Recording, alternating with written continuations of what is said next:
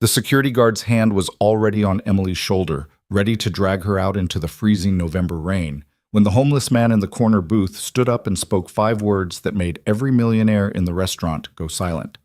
"I own this entire building." That's when Emily Carter realized the man she'd just risked everything to protect wasn't who anyone thought he was. And her decision in the next 60 seconds would either destroy her life completely or change it in ways she couldn't imagine. If you want to see how a single act of kindness can flip someone's world upside down, stay with me until the end of this story. And hey, drop a comment telling me what city you're watching from. I love seeing how far these stories travel. The thing about working at the Obsidian was that you learned pretty fast how invisible you could become. Emily Carter had mastered it, the art of being nobody. At 30 years old, she'd perfected the skill of moving through the restaurant's marble floors like a shadow, refilling champagne glasses and clearing plates without anyone actually seeing her face. The customers didn't want to see her. They wanted the idea of service, not the person providing it. And that was fine. Mostly fine. "Table 12 needs their check," barked Victor Hale, the restaurant manager, as he swept past her without making eye contact. Victor was the kind of man who wore his authority like expensive cologne. Too much. Too obvious, choking everyone around him. "And for God's sake, Emily, fix your hair. You look like you slept in a subway station." Emily's hand went automatically to her ponytail, tucking away a loose strand. "Yes, sir." She'd been on her feet for 11 hours. Her shift was supposed to end at 9, but Marcus, the other night server, had called in sick again, which meant Emily got doubled up. Again. Not that she'd complained. She couldn't afford to complain. Not with her mother's hospital bills stacking up like unpaid threats in her mailbox. Not with rent due in 6 days. Not with the check engine light in her 15-year-old Honda glowing like a harbinger of expensive doom. The Obsidian was one of those Manhattan restaurants where the rich came to be seen being rich. Black marble floors, crystal chandeliers that probably cost more than Emily would make in 5 years. Tables spaced far enough apart that conversations stayed private. The kind of place where a single entree could run you $150. And the wine list required a sommelier to translate. Emily hated it. But it paid better than anywhere else that would hire someone with her resume, which was basically, showed up, didn't steal anything, please God, just let me work. She printed the check for table 12, a couple who'd spent the entire meal arguing in vicious whispers about whose fault it was their daughter was failing math, and delivered it with the same invisible efficiency she brought to everything. They didn't say thank you. They never did. "Em, you got a new table. Corner booth, section 7. That was Angela, one of the hostesses, looking harassed as always. Friday nights were hell. "I thought section 7 was closed tonight." "Yeah, well, Victor just opened it." Angela rolled her eyes. "Some walk-in. Victor's pissed because the guy looks like he wandered in from Port Authority, but apparently he's insisting on staying." Emily frowned. The Obsidian didn't really do walk-ins, and they definitely didn't seat people who looked homeless. Victor had made a guy in a perfectly nice polo shirt wait 45 minutes last month because he wasn't wearing a jacket. "What do you mean he looks—" "Just go look and brace yourself. Victor's about 2 seconds from calling security." Emily grabbed a menu and headed toward section 7, which was technically part of the main dining room but tucked into an alcove near the kitchen doors. The less desirable real estate, usually reserved for parties they couldn't turn away but didn't want to showcase. The man sitting in the corner booth looked like he'd been caught in a hurricane. His raincoat, some faded navy thing that had probably been nice a decade ago, was soaked through, dripping onto the leather seat. His jeans were muddy at the knees, his sneakers the kind you'd buy at a discount store, scuffed and splitting at the seams. He had an old grocery bag sitting on the table in front of him, the plastic kind that was half torn, like he'd been carrying it through the streets for hours. But it was his face that stopped Emily cold. He wasn't old, maybe early 30s, around her age, but he looked tired, not sleepy tired, soul tired. The kind of exhaustion that came from carrying weight nobody else could see. Dark hair plastered to his forehead from the rain, strong jawline shadowed with stubble, and eyes that stared at nothing while somehow seeing everything. He looked like someone who'd run out of places to go. "Sir?" Emily approached carefully, the way you'd approach a wounded animal. "Can I get you something to drink?" He glanced up, and for a second, just a flash, something vulnerable crossed his face. Surprise, maybe.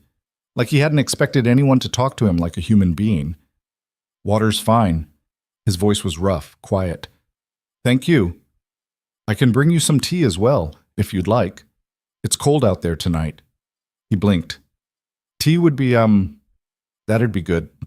Thanks. Emily nodded and turned toward the kitchen, but she'd barely made it 3 steps when Victor's voice cut through the ambient noise of the dining room like a knife through silk. Miss Carter, a word. Her stomach dropped. Victor was standing near the host stand with his arms crossed, his expression somewhere between fury and disgust. He jerked his head toward the back hallway, the one that led to the manager's office, and Emily followed because she didn't have a choice. The moment they were out of sight of the main dining room, Victor rounded on her.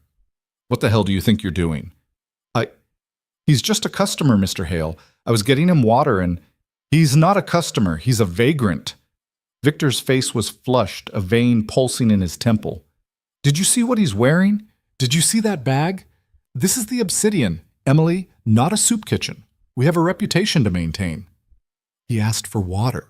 I don't care if he asked for the damn moon. You don't seat trash in my restaurant. Victor stepped closer, using his height to intimidate. It worked. Emily shrank back against the wall. I want him out, now, before any of our real guests complain. But he's not bothering anyone. He's just sitting there. Are you arguing with me? The threat in his voice was clear. Emily needed this job. She needed it desperately, needed every hour, every tip, every meager paycheck. Her mother's medication alone cost $300 a week, and insurance covered maybe half of that on a good month. But when she closed her eyes, all she could see was that man's face. The exhaustion, the loneliness. She'd seen that face before. In the mirror, on the mornings when she wasn't sure she could get out of bed and do it all again. No, sir, Emily heard herself say. I'll take care of it. Victor's expression shifted to satisfaction. Good. Get him out quietly. Offer him $20 if you have to, but I want him gone in the next 5 minutes. He walked away, already pulling out his phone to yell at someone else about something else. Emily stood in the hallway for a long moment, her heart hammering against her ribs. Then she walked back to the kitchen, made a pot of chamomile tea, ladled out a bowl of the French onion soup that cost $38 on the menu, grabbed some fresh bread from the warmer, and loaded everything onto a tray. Angela stared at her. Em? What are you doing? Victor just said, I know what he said. He's gonna fire you. Probably. Your mom. I know, Ang. Emily's hands were shaking as she lifted the tray. I know. But she carried it out anyway. The man looked up in surprise when she set the soup and tea in front of him. I didn't order. It's on the house. Emily's voice came out steadier than she felt. You look like you could use something warm. For a long moment, he just stared at her, really looked at her, in a way that made her feel suddenly exposed, like he could see through all the walls she'd built to protect herself. Why? He asked quietly. Emily didn't have a good answer for that. Why risk her job for a stranger? Why care about someone who'd be gone in an hour and would never think about her again? Because everyone deserves kindness, she finally said, even when the world forgets that. Something shifted in his expression. His shoulders, which had been tight with tension, relaxed slightly. What's your name? Emily. Thank you, Emily. He said it like he meant it, like those 2 words carried more weight than she could understand. You didn't have to do this. Eat before it gets cold. She turned to leave, give him privacy, but his voice stopped her. Will you sit, just for a minute? Every rule of restaurant service said no. You didn't sit with customers. You didn't chat. You definitely didn't befriend the random wet stranger your manager wanted removed from the premises. But Emily sat. Rough night? She asked, gesturing at his soaked coat. A ghost of a smile. Rough year, more like. He took a sip of the tea, closed his eyes like it was the best thing he'd tasted in months. You work here long? 3 years? You like it? Emily laughed before she could stop herself. It came out bitter, exhausted. No, but I'm good at things I don't like. That's a sad skill to have. Yeah, well, bills don't pay themselves. He was quiet for a moment, watching her with those 2 observant eyes. You're different from the others here. Different how? You see people. Before Emily could figure out how to respond to that, the energy in the restaurant shifted.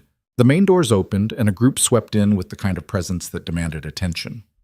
5 men in expensive suits, the kind that cost more than Emily's monthly rent, led by a silver-haired man in his 60s who carried himself like he owned everything he looked at. Emily recognized him immediately. Richard Sterling, real estate developer, tabloid regular, the kind of rich that made other rich people feel poor.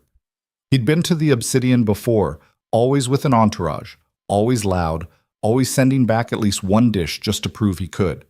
Victor practically sprinted over to greet him, his entire demeanor shifting into obsequious hospitality. "Mr. Sterling, what an honor. Your usual table is ready. Is that a homeless man in my restaurant?" Sterling's voice carried across the entire dining room. Conversation stopped. Silverware paused mid-air. He was staring directly at Emily's table. The man across from her, the one she still didn't know the name of, went very still. Not scared, just watchful, like a predator assessing a threat. "Sir, I apologize for the confusion." Victor was already moving toward them, his face red with embarrassment and rage. "This individual was just leaving." "I'm eating," the man said calmly. "I have no intention of leaving." Sterling's expression turned ugly. "Do you know who I am?" "Yes." "Then you know I invest heavily in Manhattan real estate. I bring business to establishments like this, and I'm telling you, homeless trash doesn't belong here." The other diners were openly staring now. Some looked uncomfortable. Most looked entertained, like this was part of the evening's performance. Emily felt ice spreading through her chest. This was bad. This was really bad. Victor grabbed her arm, his fingers digging in hard enough to bruise. "Miss Carter, I told you to handle this. Get him out. Now." "No." The word came out before Emily could stop it, before her brain could catch up with her mouth, before survival instinct could override the hot flash of anger that burned through her fear. Victor's grip tightened. "What did you say?" "I said no." Emily's voice was shaking but loud enough that the nearby tables could hear. "He's not doing anything wrong. He's just having dinner." "He's disrupting my customers." "You're disrupting your customers." Emily pulled her arm free, stood up. She was aware of how small she was compared to Victor, compared to Sterling and his wall of expensive suits. But she was also aware of the man behind her, still sitting quietly, watching everything. "He asked for water and tea. I brought him soup. That's called service. Maybe you've forgotten what that means." Sterling laughed. It was a cruel sound. "You're going to get fired for this, sweetheart. Is defending some random bum really worth your job?" Emily's hands were fists at her sides. "Maybe being a decent human being is worth more than this job." How noble. Sterling's smile was sharp enough to cut. And how stupid. "Victor, get security. I want both of them removed." Victor was already reaching for his radio when the man in the corner booth stood up. He didn't move fast, didn't raise his voice, didn't make any threatening gestures. But something about the way he carried himself made the entire room shift focus to him like iron filings to a magnet. "Mr. Sterling," he said quietly, "how's the Harbor Point development coming along?" Sterling froze. "What?"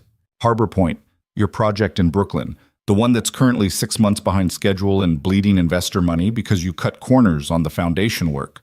The man's voice was still calm, conversational even. "I heard the structural engineers found some concerning issues last month. Something about load-bearing walls that don't actually bear loads." The color drained from Sterling's face. Who the hell are you?" "I also heard you're leveraging your Fifth Avenue properties to cover the shortfall. Risky move considering the commercial real estate market right now." He picked up his old grocery bag, and Emily noticed for the first time that his hands, though his clothes were shabby, were manicured, confident. "If those loans get called early, you're looking at bankruptcy. But I'm sure you've got it all under control." Sterling's mouth opened and closed like a fish drowning in air. "That's privileged information. There's no way you could—" The man reached into his coat, the shabby, wet coat that had fooled everyone, and pulled out a wallet. From it, he extracted a black card. Not credit card black. Black. Titanium, with minimal markings. Victor's face went white. Angela, watching from the host stand, actually gasped. Emily had worked at the Obsidian long enough to know what that card meant. She'd only seen one once before, when a Saudi prince had come in with his security detail. The kind of card that had no limit because the people who carried it didn't think in terms of limits. "My meal was excellent," the man said, handing the card to Victor, who took it like it might explode. Please charge whatever's appropriate for your trouble tonight. And add a significant gratuity for Emily. She's the only person in this establishment who understands what hospitality actually means. He looked at Sterling, and his expression was colder than the November rain outside. I'd worry less about who belongs in restaurants, Richard, and more about whether you'll still own any buildings to leverage by spring. Your lenders are getting nervous. Maybe spend less time playing aristocrat and more time making sure Harbor Point doesn't bury you. Then he turned to Emily, and his face softened. Thank you for the soup and the kindness. Both meant more than you know. He walked toward the exit, his muddy sneakers squeaking on the marble floor. The entire restaurant was silent. Sterling found his voice first. Victor, who the hell was that? Run that card and find out. Victor was already staring at the payment terminal screen, his face the color of old cheese. Oh my God. What?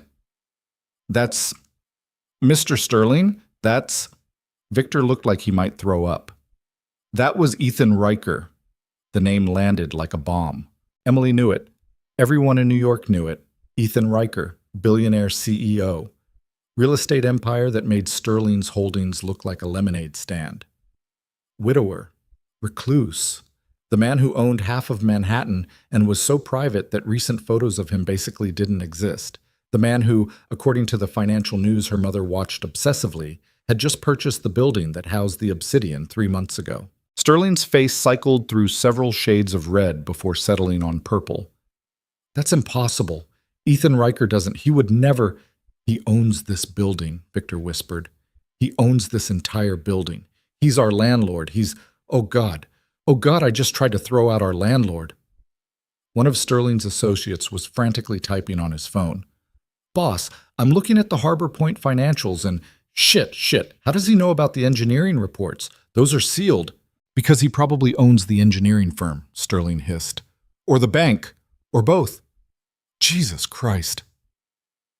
Emily stood frozen in the middle of the dining room, her brain trying to process what had just happened. The homeless man wasn't homeless. The vagrant Victor had ordered her to remove was a billionaire, and she'd served him soup. Victor rounded on her, and for a second she thought he might actually hit her.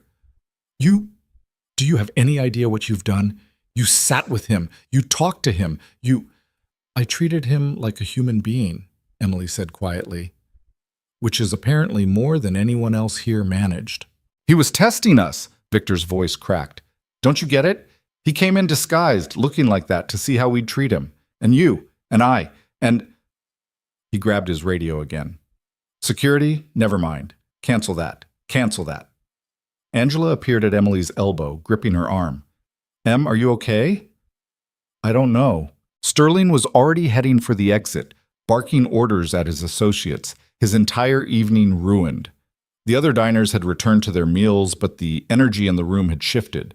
People were whispering, phones were out, the story already spreading. Did you hear? Ethan Riker came in disguised as a homeless man. Some waitress actually stood up to Richard Sterling. Victor Hale almost threw out a billionaire. Emily's legs felt weak. She sat down at the nearest empty table before they could give out. Victor was pacing now, muttering to himself, his career probably flashing before his eyes. Okay, it's fine. He paid. He didn't make a scene. He seemed pleased with the service, right? That's good. His phone rang. He answered it without checking the caller ID, which was his first mistake. Obsidian, Victor Hale speaking. Emily watched his face go through another color transformation. White to gray to green. Yes, sir. Yes. I understand. No, of course. Tomorrow? Yes, absolutely. I'll have the records ready. No, yes, sir. Thank you, sir. He hung up, looked at Emily. Pack your station, he said hollowly. You're done for the night. Am I fired? I don't know. That was Riker's executive assistant. Mr. Riker wants to see you tomorrow morning, 10 a.m., at his office in Midtown. Angela's grip on Emily's arm tightened. Holy shit! Did he say why? Emily asked. No, just that your presence is requested. Victor's laugh was slightly hysterical. So either you're about to get the biggest tip of your life, or he's going to sue you for... I don't even know what. Unauthorized soup distribution? Emily stood up slowly. Her whole body felt numb. What about you? Me. I'm probably getting fired, or evicted, or both. Victor slumped against the wall. 20 years in this business, 20 years, and I almost threw out Ethan Riker because he had mud on his shoes. Emily should have felt vindicated, should have felt satisfaction at watching her tyrannical boss unravel. Instead, she just felt tired. She grabbed her coat from the back, said goodbye to Angela, and walked out into the freezing November night. The rain had stopped, but the streets were slick and reflecting the city lights in fractured patterns. Emily stood on the sidewalk outside the Obsidian and tried to make sense of what had just happened. A billionaire had walked into her life disguised as someone broken. She'd shown him kindness, not because she knew who he was, but because it was the right thing to do. And now she had no idea if that kindness would save her or destroy everything she'd been barely holding together. Her phone buzzed. A text from her mom's night nurse. "Your mother's asking for you. She had a bad evening." Emily closed her eyes, let the cold air sting her face. Tomorrow, she had an appointment with a man who could probably buy and sell her entire life with pocket change. A man who'd tested her and watched her, and now wanted to see her for reasons she couldn't begin to guess. Tonight, she had to go home to a mother who was slowly dying despite all of Emily's work, all her double shifts, all her sacrifices. The universe had a funny way of balancing things out.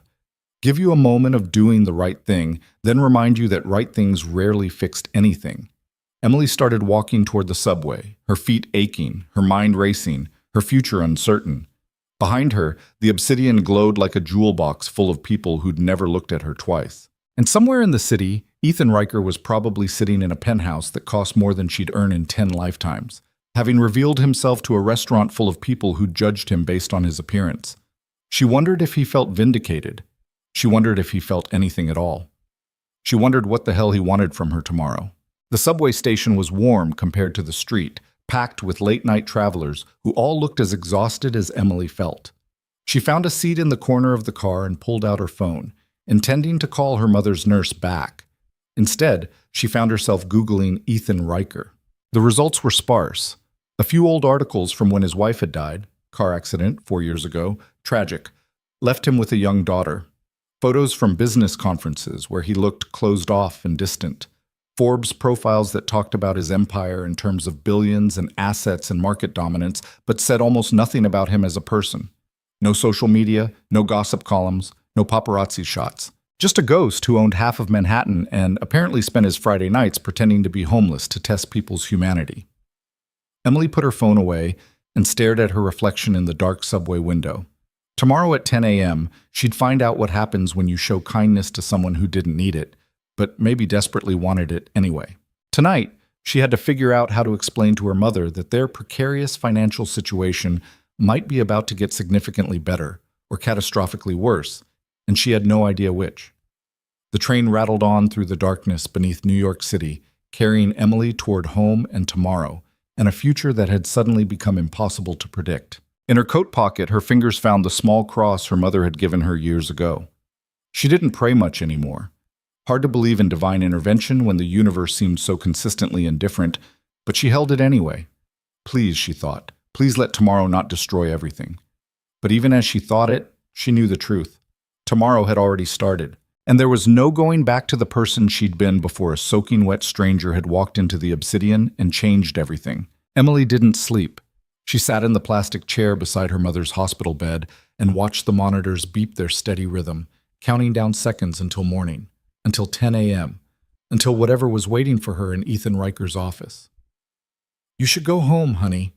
Her mother's voice was thin, worn down by 6 months of treatment that wasn't working fast enough. "Get some rest." "I'm fine, Mom." "You're a terrible liar." Margaret Carter had been beautiful once.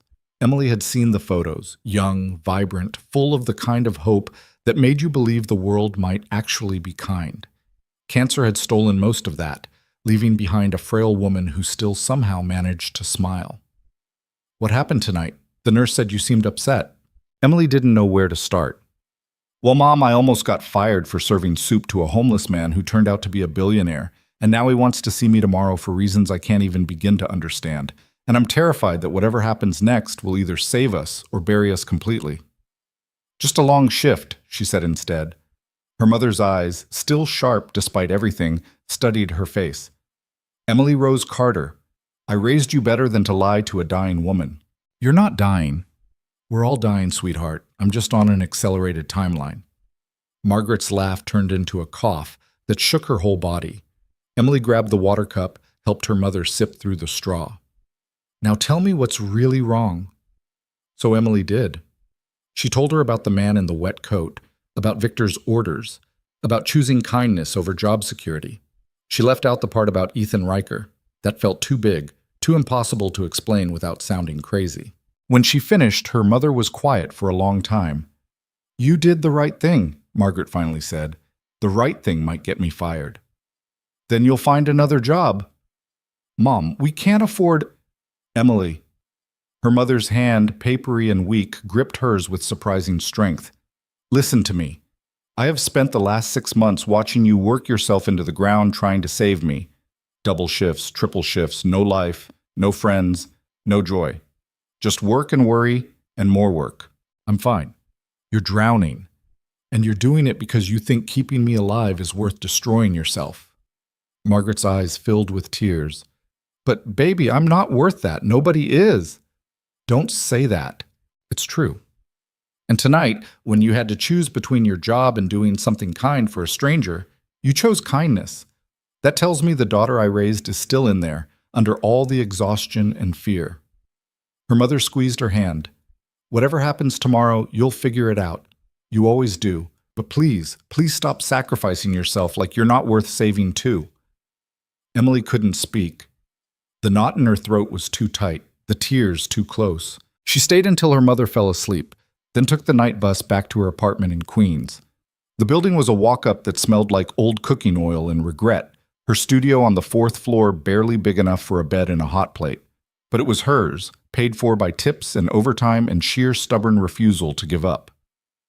She set her phone alarm for 7 a.m., lay down fully clothed on top of the covers, and stared at the water-stained ceiling until exhaustion finally dragged her under. When the alarm went off 3 hours later, Emily felt like she'd been hit by a truck.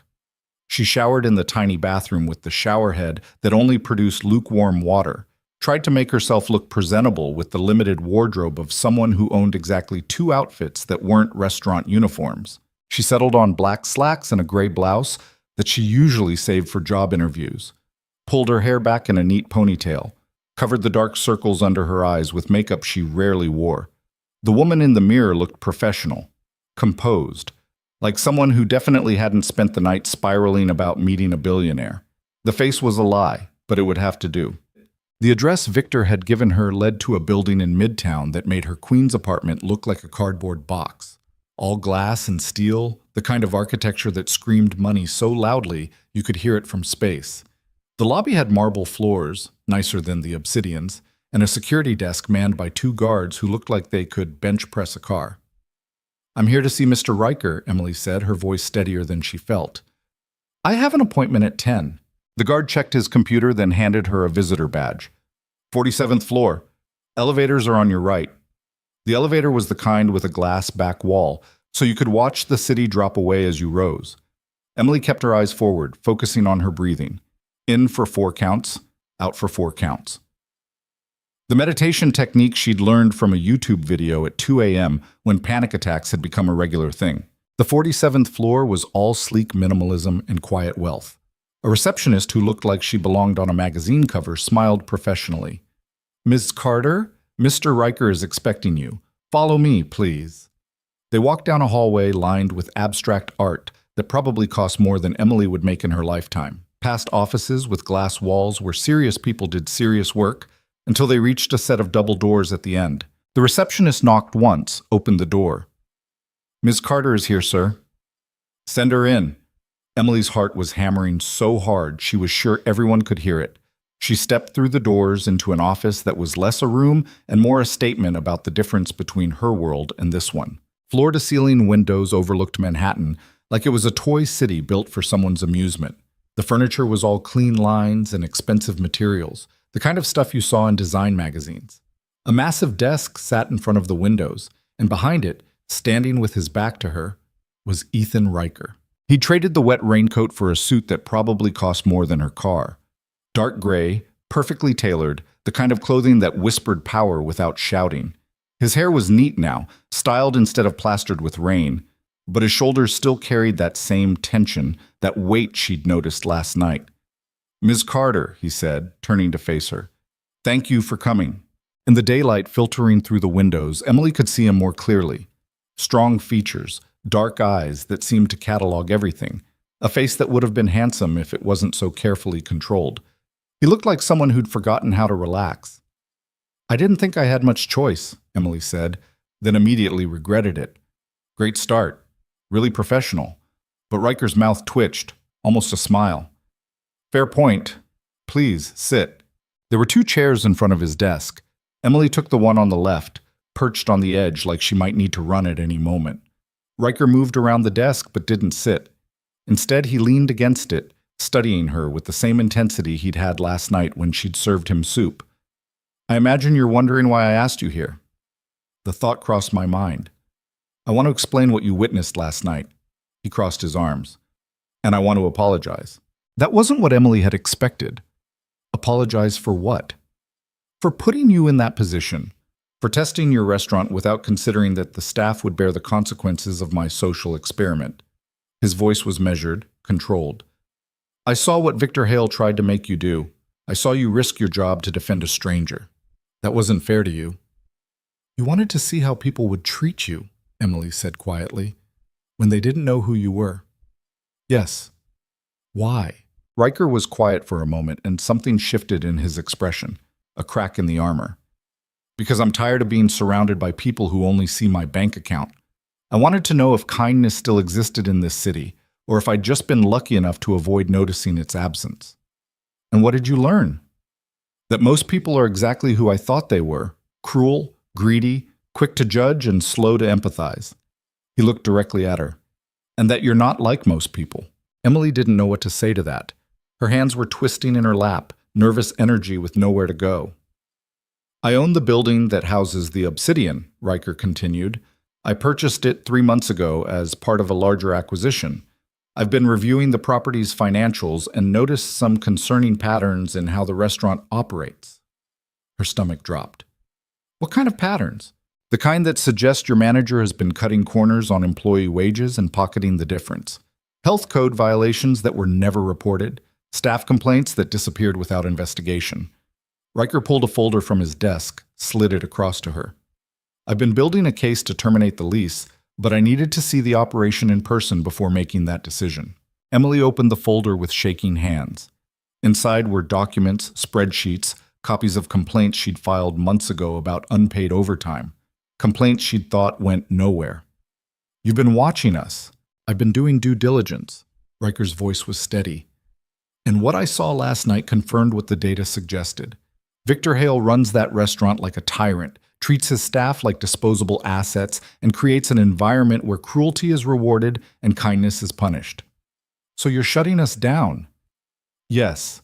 Emily's hands clenched around the folder. All those hours, all that work, all the tips she'd scraped together to keep her mother alive, gone. "When?" "End of the month." 3 weeks. She had 3 weeks to find a new job that paid as well as the Obsidian, in a city where restaurants were closing faster than they opened, while taking care of a mother who needed 24-hour care and medication that cost more than most people's rent. The panic must have shown on her face because Riker held up a hand. "I didn't bring you here to fire you, Ms. Carter." "Then why am I here?" "Because I want to offer you a job." Emily blinked. "What?" Riker moved back around the desk, pulled out a document, set it in front of her. "I'm planning to reopen the Obsidian under new management with a completely different concept. A restaurant that actually lives up to what hospitality is supposed to mean. Warm, inclusive, focused on making people feel valued regardless of their bank account balance." That's a nice idea, but I want you to run it." The words didn't make sense. Emily stared at him, waiting for the punchline, for this to turn into some elaborate joke. "You want me to what?" "Run it. Be my partner in rebuilding the restaurant from the ground up." Riker's expression was serious, intense. "Last night, I watched you risk everything to defend someone you thought had nothing. You showed more integrity in 5 minutes than most people show in a lifetime. That's who I want leading this project." I'm a waitress. I don't know anything about running a restaurant. You know about service. You know about treating people with dignity. Everything else can be learned or hired. He gestured to the document. I'm offering you a position as co-owner and general manager. 50-50 split on profits after operating costs. Full benefits, including health insurance that would cover your mother's treatment. Emily's heart stopped. What did you just say? I know about your mother, Ms. Carter. I know you've been working double shifts to pay for her medication. I know you're drowning in medical debt. His voice softened slightly. This is a legitimate business offer, not charity. But I'd be lying if I said I hadn't structured the benefits package with your situation in mind. She couldn't breathe. This wasn't real. This was some fever dream, some exhaustion-induced hallucination. Billionaires didn't offer waitresses partnerships in restaurants. They didn't care about sick mothers or medical debt or employees who couldn't afford to quit jobs that were killing them. Why? The word came out broken.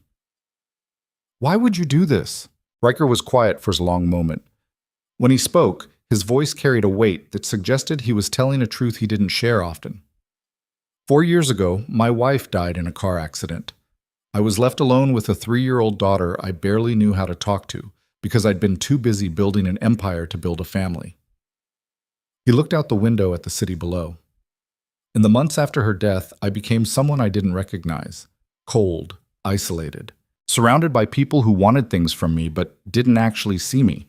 Emily waited, not daring to interrupt. Last night, when you defended me in front of that entire restaurant, you didn't know who I was.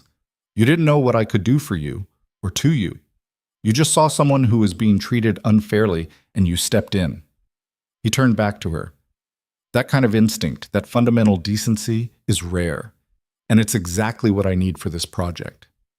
I don't understand what you're asking me to do. I'm asking you to help me build something that matters. A restaurant that treats people the way you treated me, with kindness, regardless of who they are or what they can offer in return. He moved to the window, stared out at Manhattan. I'm tired of owning things, Ms. Carter. I want to create something that actually makes the world slightly less cruel, and I think you can help me do that. Emily looked down at the document in front of her. The numbers blurred through tears she hadn't realized were forming. Health insurance that would cover her mother's treatment. A salary that was triple what she made at the Obsidian. A partnership in a business with one of the wealthiest men in New York. It was too much, too good, too impossible. What if I'm not what you think I am? She asked quietly.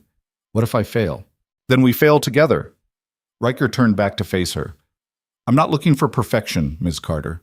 I'm looking for someone who gives a damn about doing the right thing, even when it costs them something. You've already proven you're that person. Emily's hands were shaking as she picked up the document, actually reading it this time. The legal language was dense, but the key points were clear. 50% ownership. Final say on hiring and firing. Health benefits that covered pre-existing conditions. A signing bonus that was more money than she'd made in the last 2 years combined. There has to be a catch, she whispered. No catch, just hard work, long hours, and the challenge of building something from nothing. Riker paused.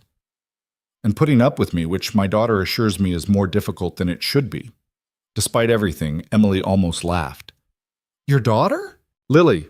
She's 7, smart as hell and terrifyingly perceptive. Something shifted in Riker's expression when he mentioned her. The cold businessman facade cracked, revealing something warmer underneath. She's the reason I did the test last night. I want her to grow up in a world where kindness matters more than money, where people are valued for who they are, not what they have. That's a nice dream. Dreams are worthless if you don't act on them. He gestured to the document. So, what do you say, Ms. Carter? Ready to help me rebuild a restaurant and maybe prove that decency still exists in Manhattan?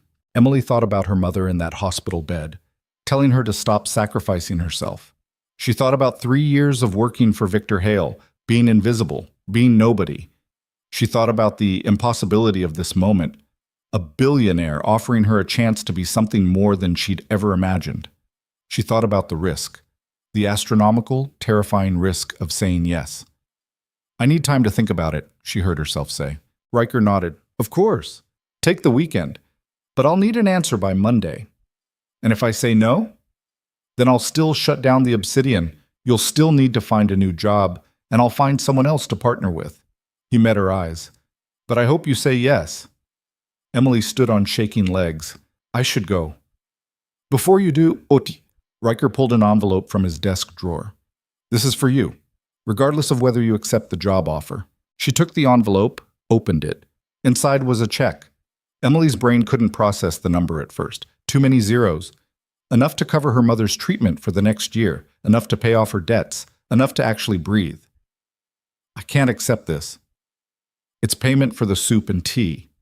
Riker's expression was unreadable. "And an apology for putting you in a difficult position with your manager. Consider it severance, if nothing else." "This is insane. This check is for—" "I know what it's for, Ms. Carter. I signed it." He moved toward the door, opening it for her. "Go take care of your mother. Think about my offer. And for what it's worth, thank you for last night, for reminding me that not everyone in this city has forgotten how to be human." Emily walked to the door in a daze. In the hallway, she could hear office workers typing, phones ringing, the normal sounds of business being conducted. But everything felt surreal, like she'd stepped through a portal into an alternate dimension where impossible things happened. She made it to the elevator before the tears started, stood in the glass box as it descended, watching the city rise to meet her, holding a check that could change her life and an offer that could either save her or destroy everything. Her phone rang. Angela. "Em? Oh my God, are you okay?" Victor's been losing his mind all morning. He got called into some meeting with Riker's lawyers and came back looking like he'd seen a ghost. "What happened?" Emily leaned against the elevator wall. "I have no idea." "Did he fire you?" "No, he offered me a job." "What? Em, that doesn't make any sense." "I know." Emily watched the numbers descend. "I know it doesn't, but it happened." "What kind of job?" "The kind I can't explain without sounding crazy." The elevator reached the lobby. Emily stepped out into the polished space, still holding the check like it might disappear if she wasn't careful. "Ang, I have to go. I need to see my mom." "Call me later, please. I'm worried about you." "I'm okay. I think. Maybe. I don't know." She hung up before Angela could ask more questions she didn't have answers to. The subway ride to the hospital passed in a blur. Emily kept touching the check in her pocket, making sure it was real, making sure this whole morning hadn't been some elaborate hallucination brought on by stress and exhaustion. Her mother was awake when Emily arrived, sitting up in bed and looking marginally better than she had the night before. "How'd it go?" Margaret asked. Emily sat down in the plastic chair, pulled out the check, handed it to her mother without a word.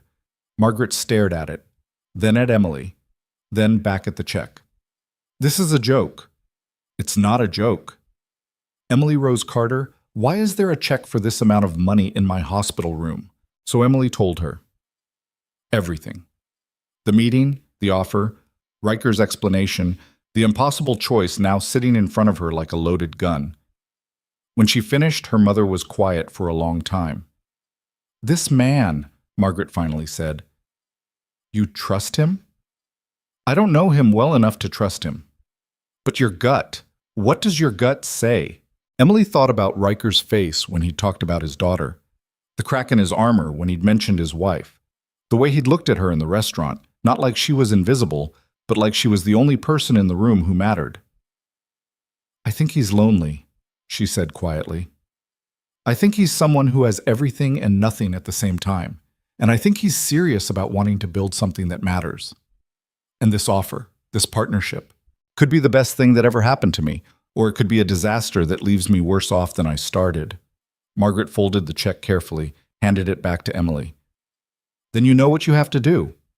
Mom, you take the leap, baby. You take the risk. Because safe hasn't gotten you anywhere except exhausted and drowning." Her mother gripped Emily's hand. "And if it goes badly, if this billionaire turns out to be crazy or cruel or just bored, then you'll figure it out, like you always do. But at least you'll know you tried." "What if I fail?" "Then you fail. But you'll fail doing something brave instead of dying slowly at a job that doesn't value you." Margaret's eyes were fierce. "I didn't raise you to play it safe, Emily. I raised you to be kind and strong and willing to take chances on people. This is your chance. Take it." Emily stayed with her mother until visiting hours ended, then went home to her tiny apartment and sat on her bed with Riker's business card in her hand. The weekend crawled by. Emily worked her shifts at the Obsidian. Victor avoided her like she was radioactive. The other staff whispered every time she walked past. Customers treated her the same as always. Invisible. Forgettable. Nobody. But Sunday night, lying in bed and staring at the ceiling, Emily made her decision. Monday morning at 9 a.m., she called the number on Riker's card. His assistant answered. Mr. Riker's office. This is Emily Carter. I'm calling about... Ms. Carter? Yes. Mr. Riker's been expecting your call. Please hold. The hold music was classical, something dramatic and sweeping that felt appropriate for a moment that was about to change her entire life. Then Riker's voice. Ms. Carter? I'll do it, Emily said before she could lose her nerve. I'll take the job. I'll be your partner. I'll help you rebuild the restaurant. A pause. Then, I'm glad. He sounded like he meant it, like this actually mattered to him. When do we start? Emily asked. Tomorrow. Come to the office at 9. We have a lot of work to do. Mr. Riker? Call me Ethan. We're partners now. Emily took a breath. Ethan, thank you. For this chance, for seeing me when nobody else did. You made yourself visible, Emily, by being exactly who you are. His voice was warm now, less controlled. I'll see you tomorrow. The call ended. Emily sat in her tiny apartment and let the reality settle over her like snow. She'd just become a business partner to a billionaire. She'd just taken a leap that would either save her life or ruin it completely. And for the first time in years, she felt something she'd almost forgotten existed. Hope. The next morning, Emily showed up at Riker Tower wearing the same gray blouse and black slacks because they were literally the only professional clothes she owned. The security guard recognized her this time, waved her through without checking ID.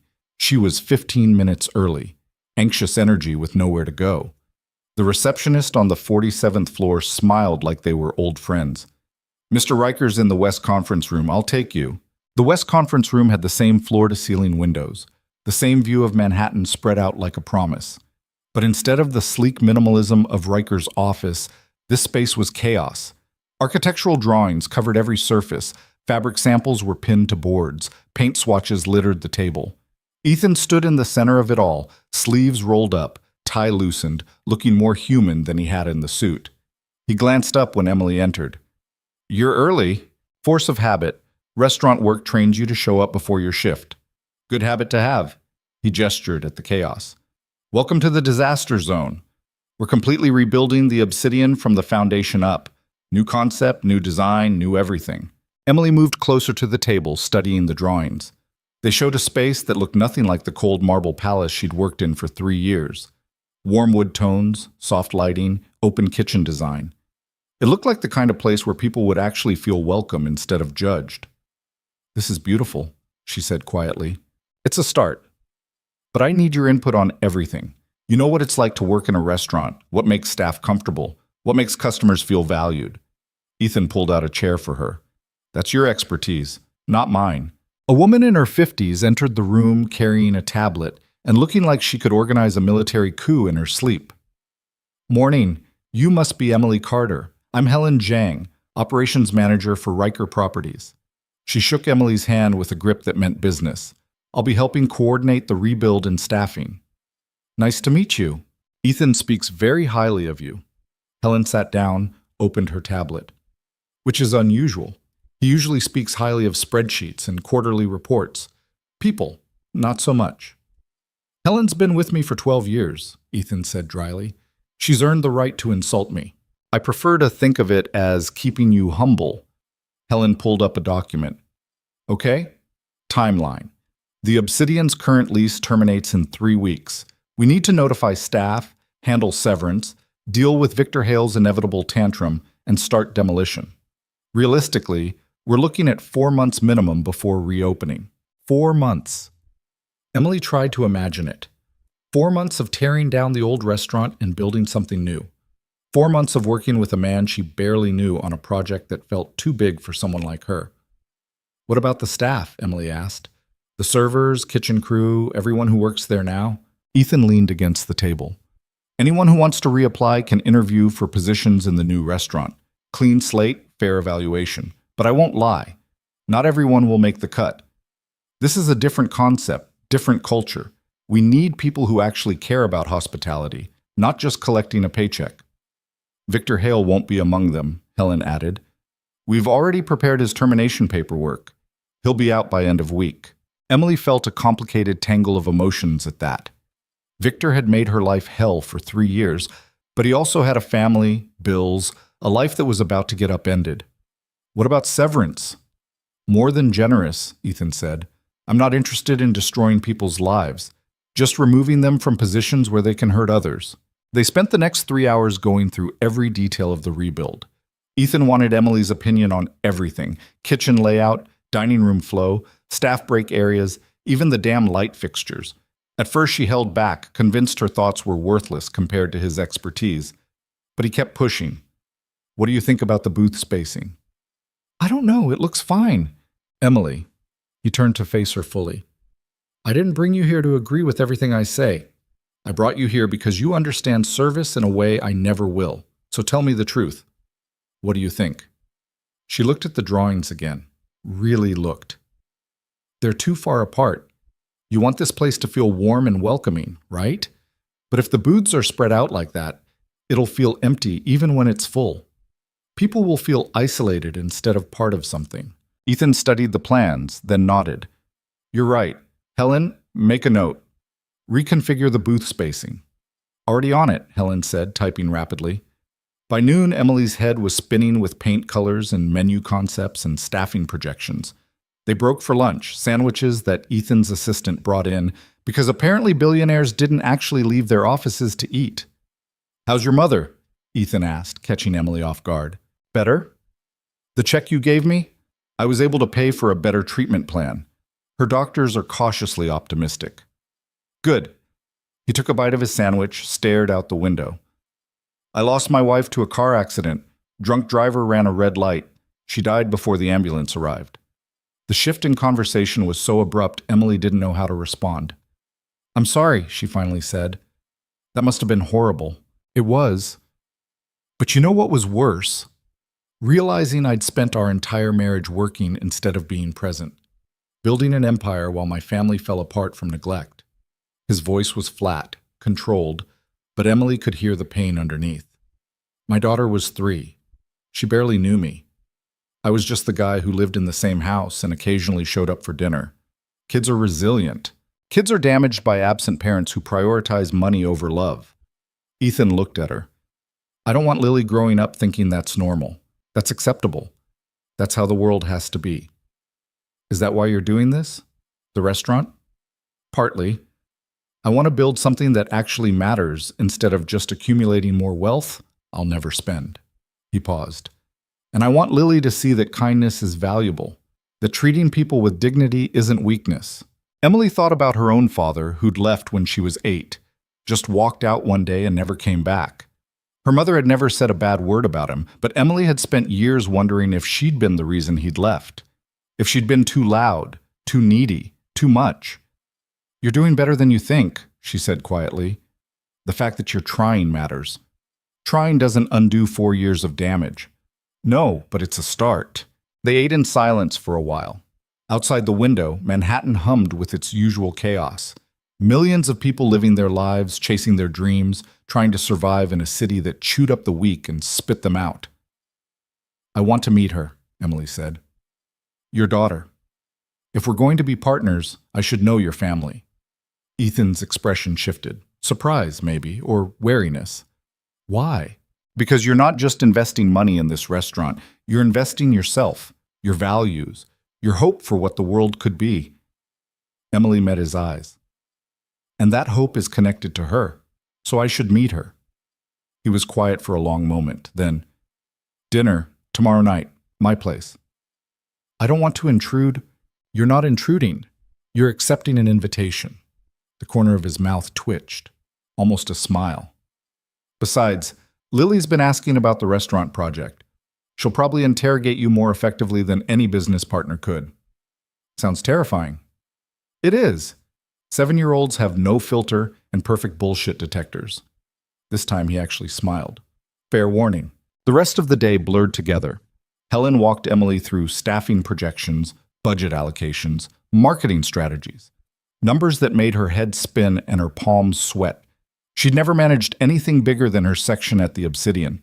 Now she was looking at operational budgets in the six figures and employee rosters that would eventually hit 40 people. "You look overwhelmed," Helen said, not unkindly. "I have no idea what I'm doing." "Good. People who think they know everything are dangerous." Helen closed her tablet. "You'll learn, and we'll help. That's what teams are for." By the time Emily left Riker Tower, it was almost 7 p.m. Her brain felt like mush, but underneath the exhaustion was something else.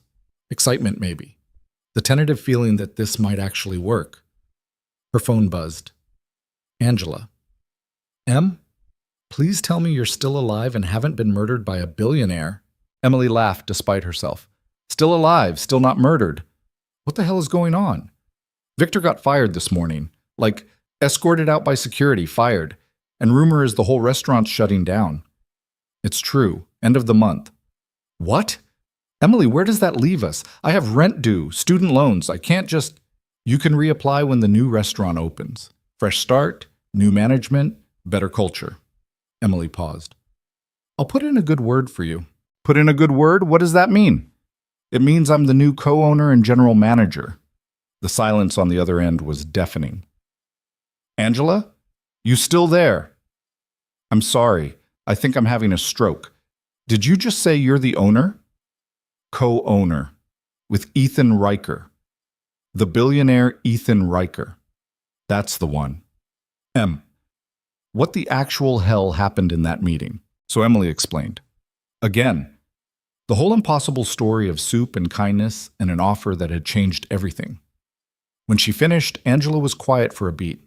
Then, "So you're telling me you defended a homeless guy and now you're business partners with one of the richest men in New York?" When you say it like that, it sounds insane. It is insane, but also kind of amazing. Angela's voice softened. "You deserve this, Em. You've been killing yourself for years.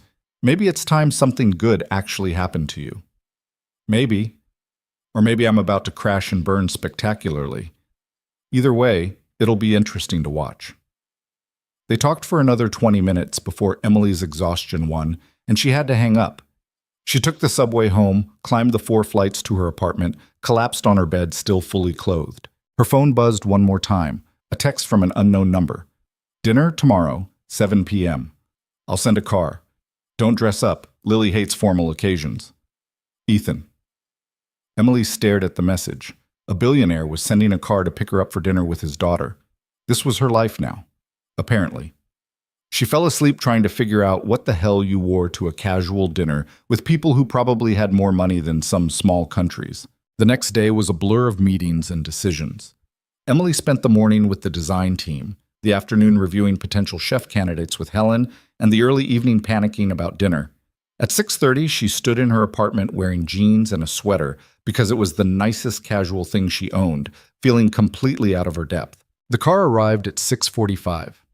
Not a limo, thank God, but a sleek black sedan with a driver who treated her like she was someone important instead of a former waitress with imposter syndrome. Ethan's building was in Tribeca, the kind of address that required you to be buzzed in by a doorman who looked like he could break you in half. The penthouse elevator required a key card. Emily rode up alone, watching the numbers climb, trying not to throw up from nerves. The elevator opened directly into the penthouse. Not a hallway, not a lobby, just straight into a living space that was bigger than her entire apartment building. But it wasn't what Emily expected. Yes, the windows were massive and the view was stunning. Yes, the furniture was expensive and the art on the walls probably cost more than she'd make in her lifetime. But the space was also lived in. A child's drawings were stuck to the refrigerator with magnets. Toys were scattered across the floor. A blanket fort took up half the living room. It looked like an actual home instead of a showroom. "You made it." Ethan emerged from what looked like the kitchen, wearing jeans and a t-shirt. Emily had never seen him look so normal. Fair warning, Lily's in a mood. She lost a tooth this morning and is convinced the tooth fairy is a scam perpetuated by parents. Is she wrong? No, but but I wasn't planning to admit it until she was at least 8. He gestured for Emily to follow him. Come on. She's been asking about you all day. They walked through the penthouse to a room that was clearly Lily's domain. Bookshelves overflowing with stories. A desk covered in art supplies. Posters of astronauts and scientists on the walls. Lily Riker sat on her bed, surrounded by stuffed animals, glaring at a book like it had personally offended her. She looked like a miniature version of her father, dark hair, serious eyes, sharp features that would probably be beautiful when she grew up. Lily, this is Emily Carter, my business partner. Lily looked up, studied Emily with the kind of intense scrutiny usually reserved for police interrogations. You're the soup lady, Emily blinked. I'm sorry? Dad told me about you. You gave him soup when everyone else was being mean. Lily set down her book. That was nice. Thank you. Do you like dinosaurs? The question came out of nowhere. Emily glanced at Ethan, who just shrugged. I think they're pretty cool, Emily said carefully. Good. People who don't like dinosaurs can't be trusted. Lily hopped off the bed, grabbed Emily's hand like they'd known each other for years. Come on, I want to show you my tooth. She dragged Emily back to the kitchen where a tiny tooth sat in a clear container on the counter. See? I lost it during breakfast. Dad said the tooth fairy would come tonight, but I know that's fake. Lily looked up at her father with an expression of pure skepticism. Adults think kids are dumb, but we're not. You're definitely not dumb, Emily agreed. Exactly. So I told Dad he should just give me the money himself instead of pretending some fairy breaks into our house. Ethan looked pained. Lily, we talked about this. Dad wants me to believe in magic, but magic isn't real. Science is real. Lily crossed her arms. Right, Emily? Emily found herself caught between a 7-year-old's logic and a father's desperate desire to preserve childhood wonder. I think science is real, but I also think there are things we can't explain yet. Maybe the tooth fairy is really good at hiding her scientific methods. Lily considered this. Like quantum physics? Sure, like quantum physics. Okay, I'll accept that theory for now. Lily turned to her father. Can we have dinner now? I'm starving. Dinner was surprisingly normal. Pasta that Ethan had actually cooked himself, salad, bread. They ate at the kitchen island instead of some formal dining room, and Lily dominated the conversation with questions about dinosaur extinction, why adults drank coffee if it tasted bad, and whether Emily had ever met anyone famous. My dad's famous, Lily said matter-of-factly, but he doesn't like it. He says people are weird about money. People are weird about money, Ethan said. Why? Because most people don't have enough of it, and some people have way too much of it, and everyone's uncomfortable talking about the imbalance. Lily frowned. That's stupid. You should just give money to people who need it. It's more complicated than that, sweetheart. Why? You have money. Some people don't. Give them yours. She looked at Emily. Right? Emily found herself smiling despite the philosophical minefield they'd wandered into. Your daughter has excellent points. She usually does. It's exhausting. But Ethan's expression was soft when he looked at Lily. Proud. Okay, kiddo, finish your pasta so you can show Emily your space project before bedtime. After dinner, Lily dragged Emily to her room and spent 45 minutes explaining her science fair project about Mars colonization with the kind of detail usually reserved for graduate-level research. Emily listened, asked questions, and realized she was watching a kid who was probably going to change the world someday. When Lily finally yawned, Ethan appeared in the doorway. Bedtime, Lily. But I haven't shown Emily my telescope yet. Tomorrow. If she wants to come back. Lily turned to Emily with hopeful eyes. Will you come back? If your dad says it's okay. Of course it's okay, Ethan said. Emily's always welcome here. Lily hugged Emily goodnight, a fierce, unself-conscious embrace that made Emily's chest tight. Then she climbed into bed, already half asleep before her head hit the pillow. Ethan walked Emily back to the living room, poured 2 glasses of wine without asking if she wanted any. Sorry if she overwhelmed you. Lily doesn't really do subtlety. She's incredible, Emily said honestly. Smart and curious and completely herself. She's the best thing I've ever done.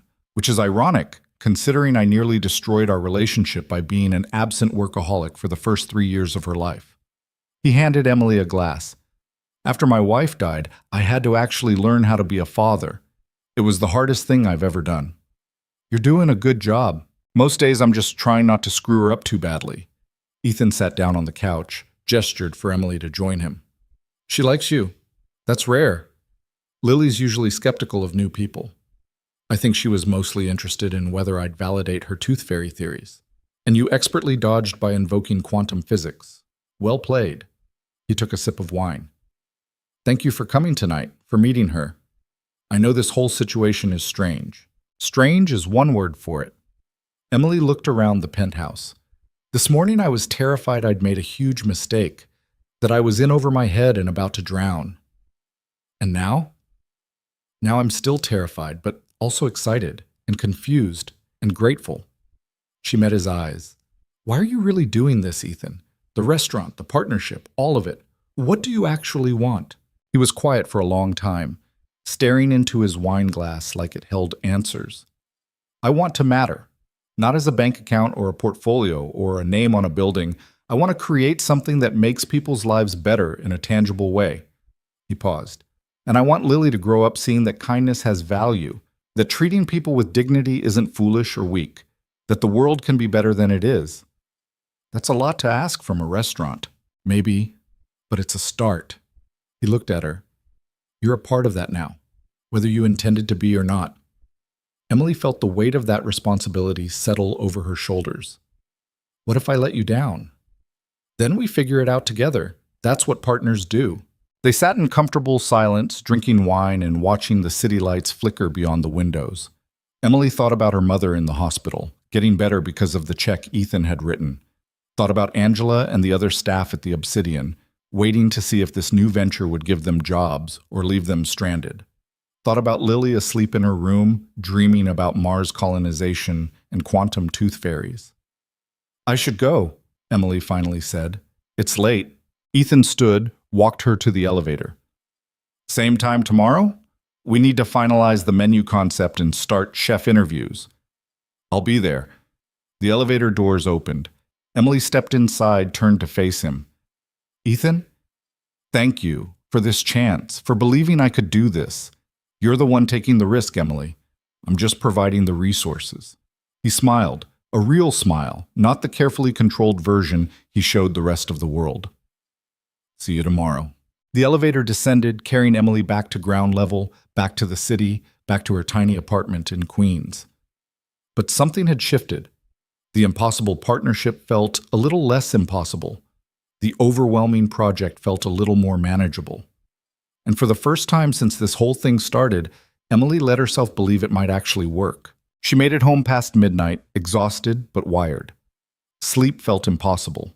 Her brain was too full of menu concepts and design plans, and the memory of a 7-year-old explaining Mars colonization like it was the most important thing in the world.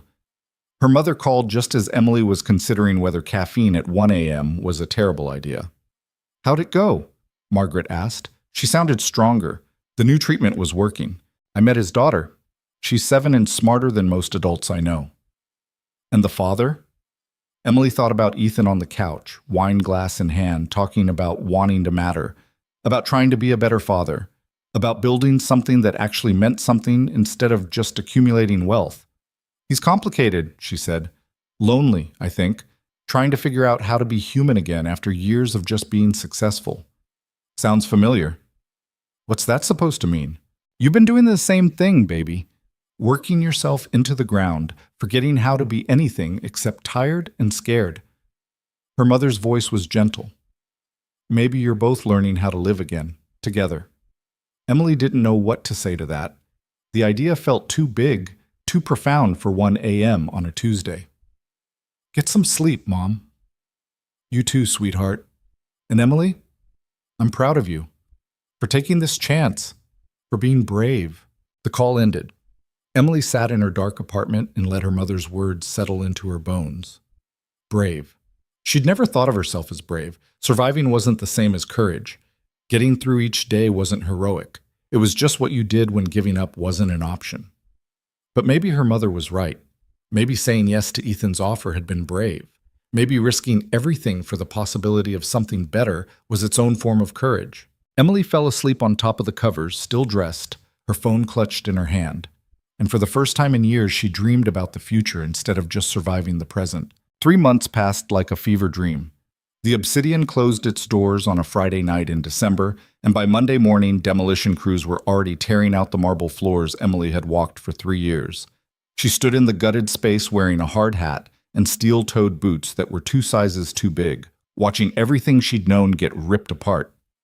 Second thoughts? Ethan appeared beside her, similarly dressed in construction gear that somehow still looked expensive on him. About 100 of them. Emily gestured at the chaos. What if we're wrong?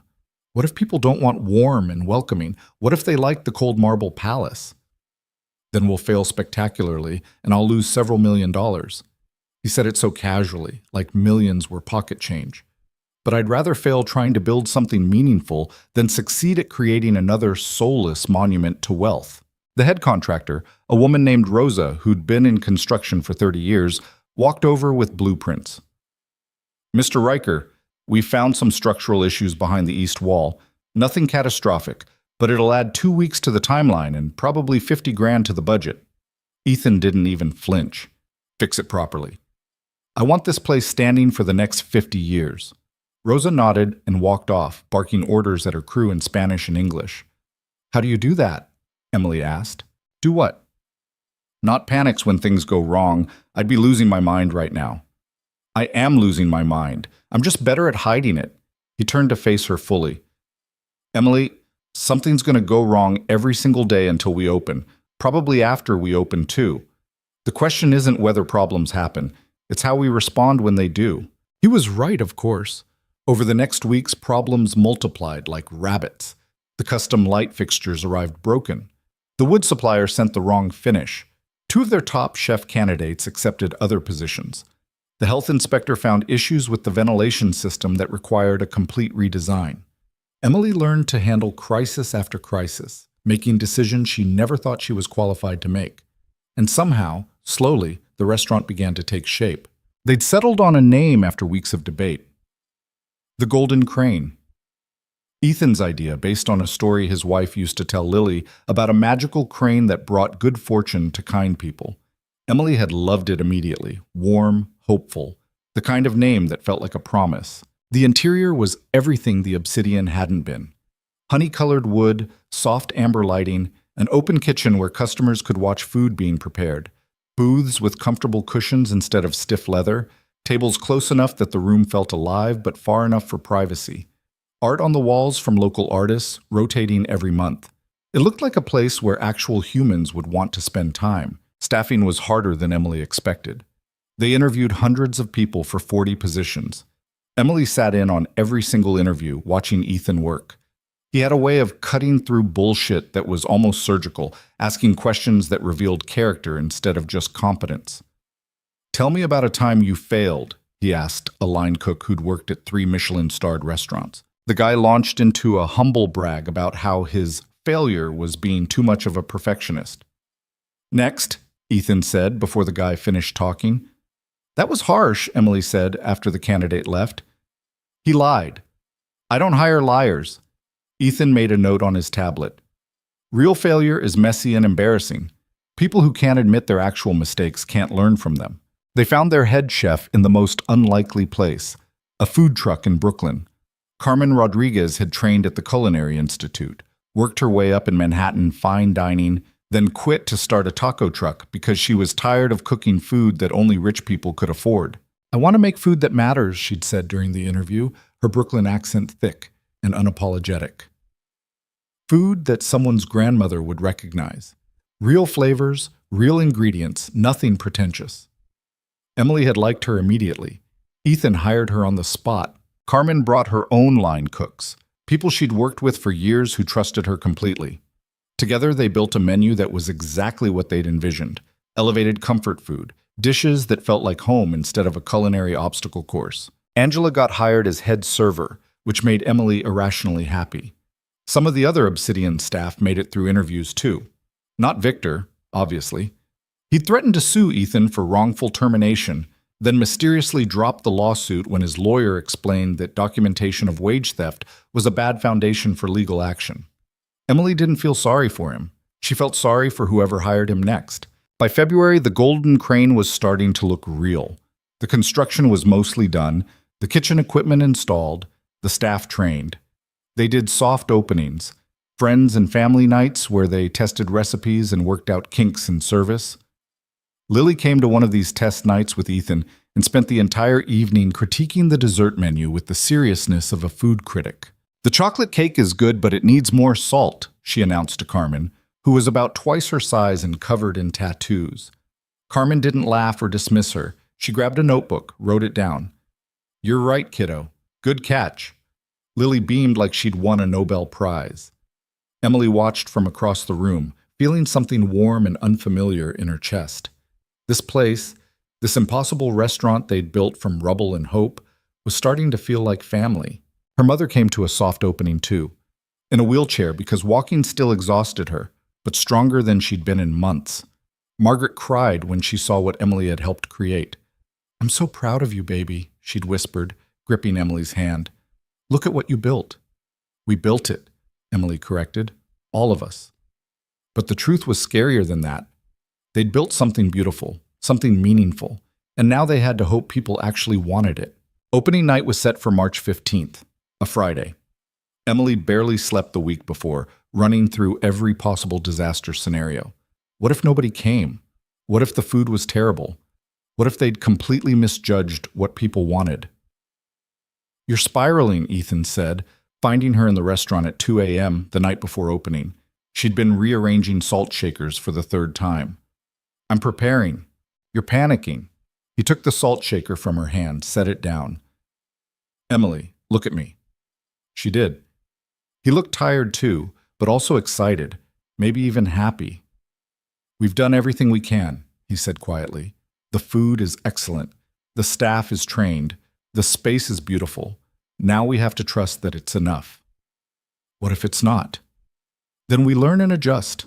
But tonight, right now, we're going to go home, get actual sleep, and tomorrow we're going to open these doors and see what happens." "I don't know if I can sleep." "Then don't. But at least lie down somewhere that isn't a restaurant floor." He pulled out his phone, called his driver. "Come on, I'll drop you home." The car ride to Queens was quiet. Emily stared out the window at the city sliding past, all those millions of people living their lives, unaware that tomorrow her entire world might collapse or take flight. "Thank you," she said as they pulled up to her building. "For what?" "For not giving up on this. On me. For believing it could work when I didn't." Ethan's expression softened. "You gave me soup when everyone else wanted to throw me out. This is the least I could do." "It's more than soup, Ethan." "I know." He held her gaze for a moment that stretched too long. "Get some sleep, Emily. Tomorrow's going to be chaos." She climbed out of the car, watched it drive away, and realized somewhere in the last 3 months she'd stopped thinking of Ethan Riker as a billionaire employer and started thinking of him as something else. Something she couldn't quite name yet. Opening night arrived with the inevitability of a tidal wave. Emily got to the Golden Crane at noon for a 7 p.m. opening. The staff was already there, nervous energy crackling through the space like electricity. Carmen was in the kitchen doing prep, moving with the controlled fury of a general before battle. Angela was setting tables with hands that shook slightly. "We got this," Emily said, trying to project confidence she didn't feel. "We got this," Angela repeated, but her eyes were wide. Ethan arrived at 5 with Lily, who was wearing a dress she clearly hated and kept trying to pull over her knees. "I'm only wearing this because Dad said it was important," Lily announced. "But dresses are stupid." "Agreed," Emily said. "You look great anyway." "I look like a doll. A very uncomfortable doll." Lily tugged at the collar. "When can I change?" "After dinner," Ethan said firmly. "You promised." "I promised under duress. That doesn't count." Despite the stress, Emily smiled. Lily had been coming to the restaurant almost every day during construction, appointed herself unofficial quality control. She'd tested every dessert, critiqued every design choice, and treated the whole project with the gravity it deserved. At 6:30, the staff gathered in the dining room. 40 people who'd taken a chance on this crazy idea. Emily looked at their faces, nervous, excited, hopeful, and felt the weight of responsibility crash over her. "I'm not good at speeches," she started, then stopped. Actually, I'm terrible at speeches, but I want to say something anyway. Everyone quieted, watching her. 3 months ago, most of you didn't know me. I was just another waitress who served soup to the wrong person and somehow ended up here. Scattered laughter. And now we're about to open a restaurant that everyone said wouldn't work. That's too idealistic, too warm, too focused on treating people with dignity instead of impressing them with expense. She looked around the room at the warm wood, the soft lighting, the open kitchen where Carmen and her team were ready to cook their hearts out. But we built it anyway, because we believe that kindness matters, that hospitality means actually caring about people, not just taking their money. Her voice cracked slightly. So tonight, when we open these doors, I want you to remember why we're here. We're here to make people feel valued, seen, welcome. Whether they spend $10 or $1,000, they get the same respect, the same care, the same humanity. She paused, gathering herself. I don't know if we'll succeed. I don't know if this place will still be here in a year. But I know that tonight, we're going to show Manhattan what hospitality actually means, together. The staff erupted in applause.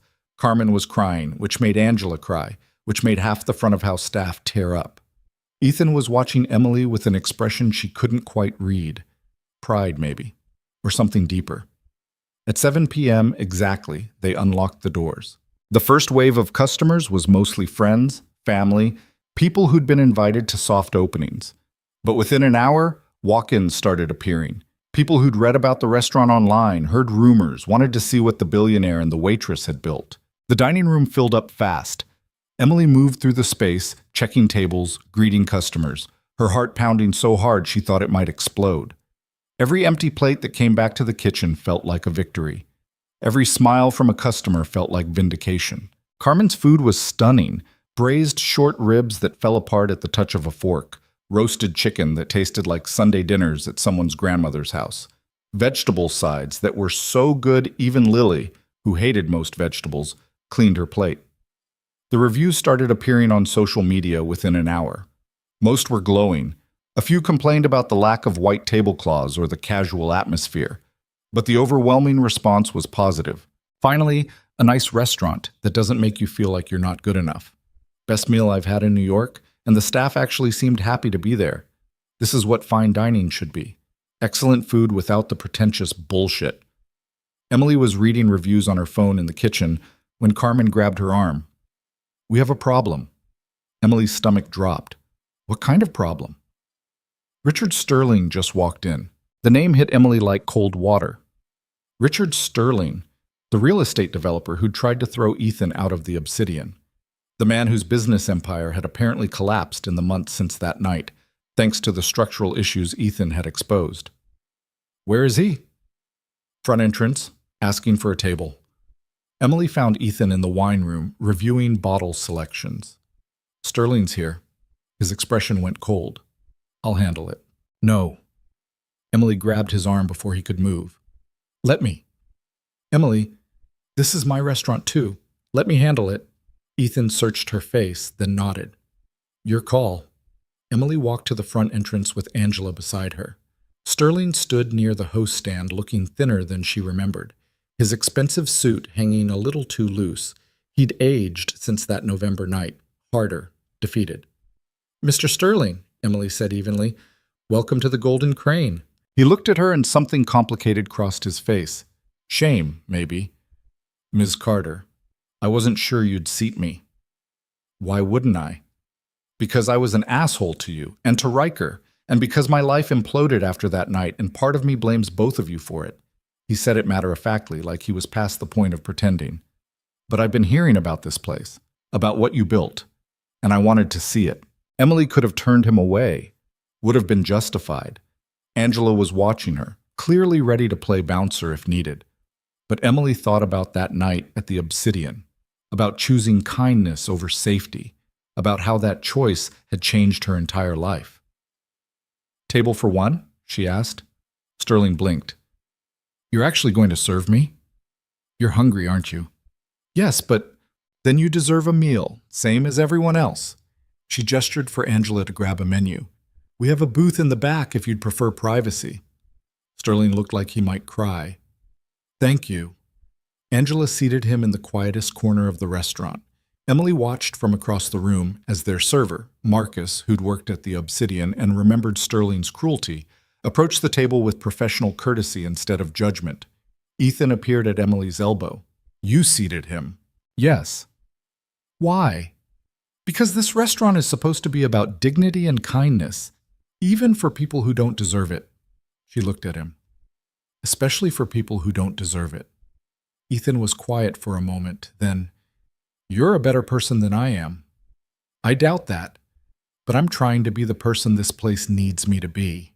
They watched Sterling eat his meal alone, taking small bites like each one was precious. When the check came, he paid cash and left a tip that was exactly 20%. Not generous, not insulting, just appropriate. As he stood to leave, he stopped by the host stand where Emily was reviewing reservations. That was the best meal I've had in months, he said quietly. Maybe years. I'm glad you enjoyed it. I'm bankrupt, you know, lost everything. The building in Brooklyn collapsed exactly like Riker predicted. Investors sued. Banks called their loans. I'm living in a studio in Queens now, working as a consultant for companies that used to beg for my business. He said it without self-pity, just stating facts. I spent my whole life building an empire on arrogance and cruelty. Turns out that's not a stable foundation. Emily didn't know what to say.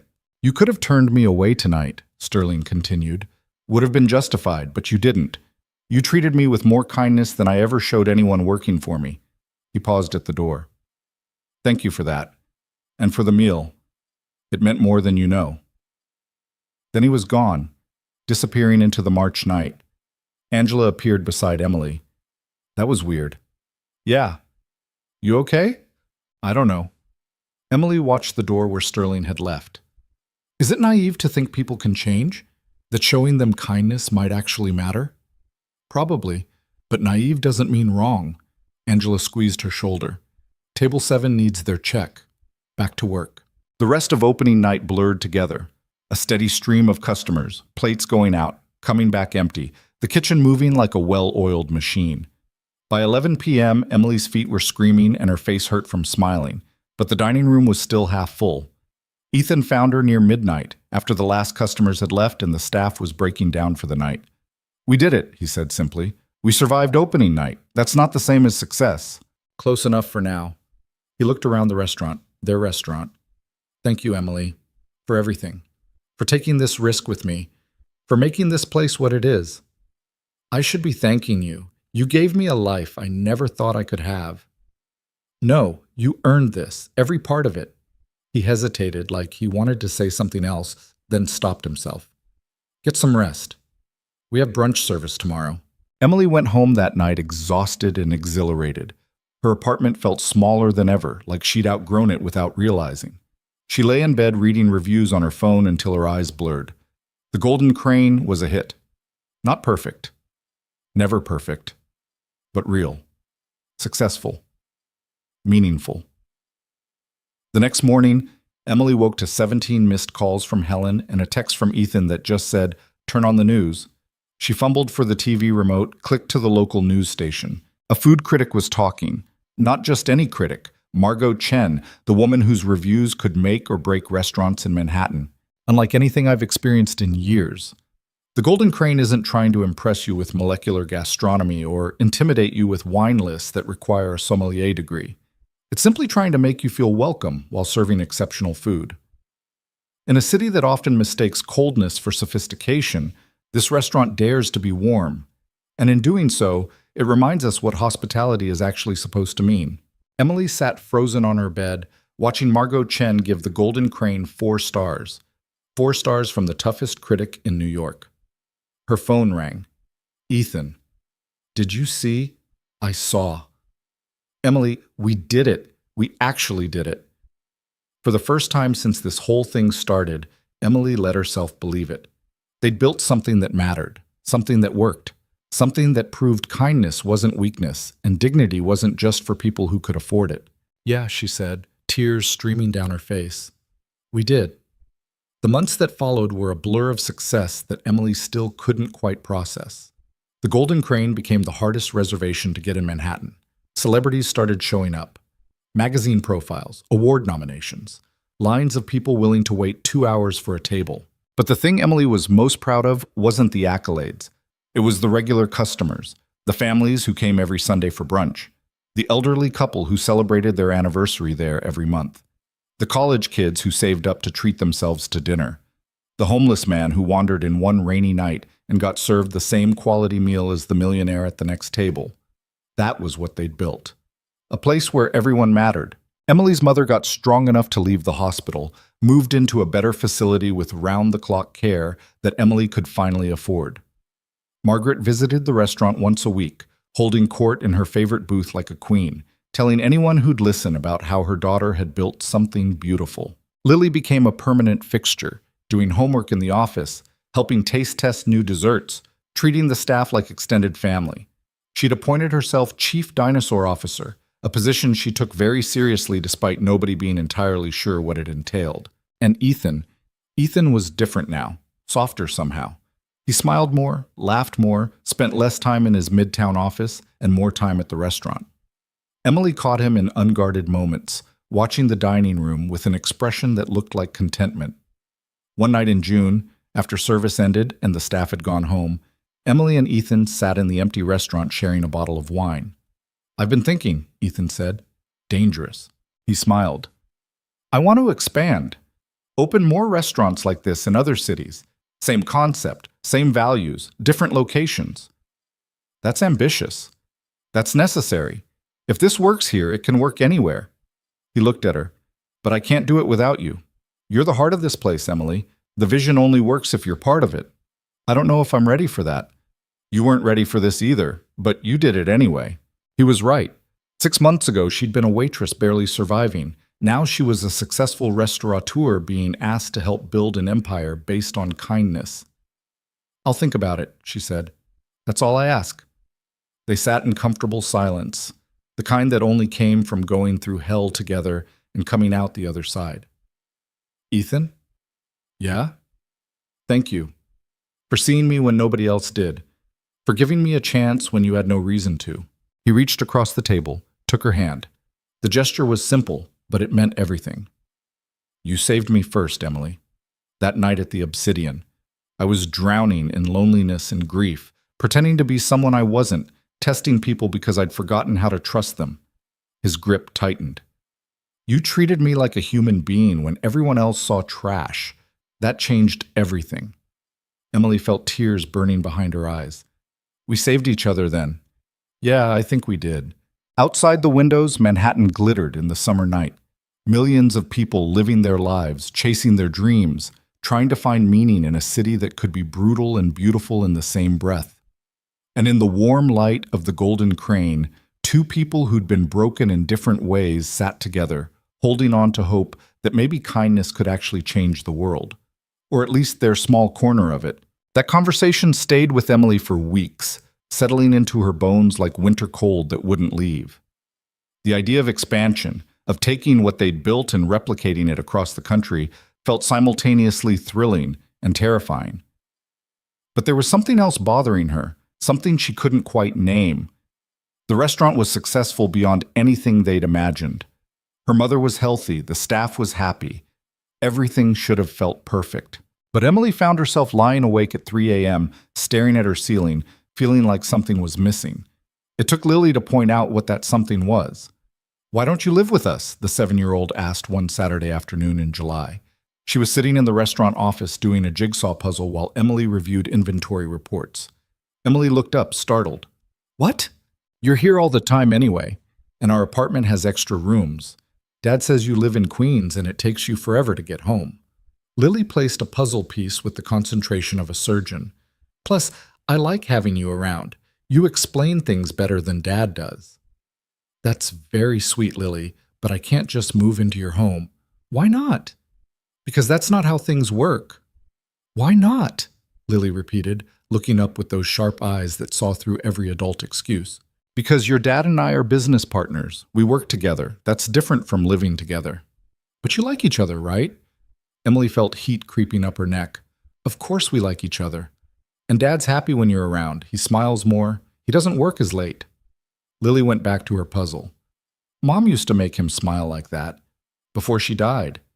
The casual mention of Ethan's dead wife hit Emily like a punch. Lily, I don't remember her very much, just pieces. Her laugh, I think, and how she smelled like flowers. Lily's voice was matter of fact, but her hands had stilled on the puzzle. Dad keeps pictures of her everywhere, so I won't forget, but sometimes I think he needs to remember she's gone, that it's okay to be happy again. Emily sat down beside the 7-year-old, her heart aching. Your dad is happy, sweetheart. He's less sad. That's not the same thing. Lily looked at her with eyes too old for her age. But he's different with you, like he remembers how to be a person instead of just being dad. Before Emily could respond, Ethan walked in carrying coffee and looking exhausted. I just spent 2 hours on a call with investors who want us to franchise the Golden Crane concept. He handed Emily a cup.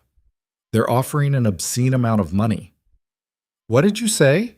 I said I'd think about it, but honestly, he dropped into a chair. I don't want to franchise. I want to expand, but carefully. Each restaurant built with the same care as this one, not assembly line replicas churned out for profit. That'll take years. Good, we have years. He noticed Lily watching them with intense interest. What? Nothing, just observing. That's a terrifying sentence coming from you. Ethan turned back to Emily. I wanted to run something by you. I'm planning to start a program through the restaurant. Free meals for homeless shelters, job training for people trying to get back on their feet. Use our success to actually help people instead of just accumulating more wealth. Emily felt something warm bloom in her chest. That's perfect. It was Lily's idea, actually. He smiled at his daughter. She said if we have extra food and extra money, we should give it to people who need it. Basic 7-year-old logic that apparently most adults forget. It's not complicated, Lily said. You have stuff. Other people don't. Share. Over the next months, they built the program from the ground up. Every Sunday, the Golden Crane prepared 50 meals for local shelters. They hired people who'd been homeless, gave them training and fair wages, and a chance to rebuild their lives. One of their best line cooks was a former addict who'd been clean for 6 months and cooked like his life depended on it. The media loved the story. More profiles, more interviews, more pressure to expand faster, capitalize on their success, turn compassion into commodity. Emily hated every minute of it. I'm not a story, she told Ethan one night after turning down yet another interview request. I'm just someone who served soup to the right person at the right time. You're someone who chose kindness over safety. That's worth celebrating. It's not some grand moral statement. I just saw someone who looked sad and wanted to help. Emily. Ethan set down the contract he'd been reviewing. Why does this bother you so much? The recognition, the success? You earned it. Because it feels like people are trying to make me into something I'm not. Some hero who saved the sad billionaire with the power of kindness. She laughed bitterly. It's not that simple. Nothing is that simple. Then what is it? Emily thought about that question for a long time. What was it really? The truth beneath all the success and accolades and life-changing opportunities? I was drowning, she finally said, working myself to death for a mother who was dying anyway, at a job that treated me like furniture, in a city that didn't give a damn whether I lived or died. And you walked in wearing muddy shoes and carrying a grocery bag, and I saw myself in you. That same exhaustion, that same loneliness. She met his eyes.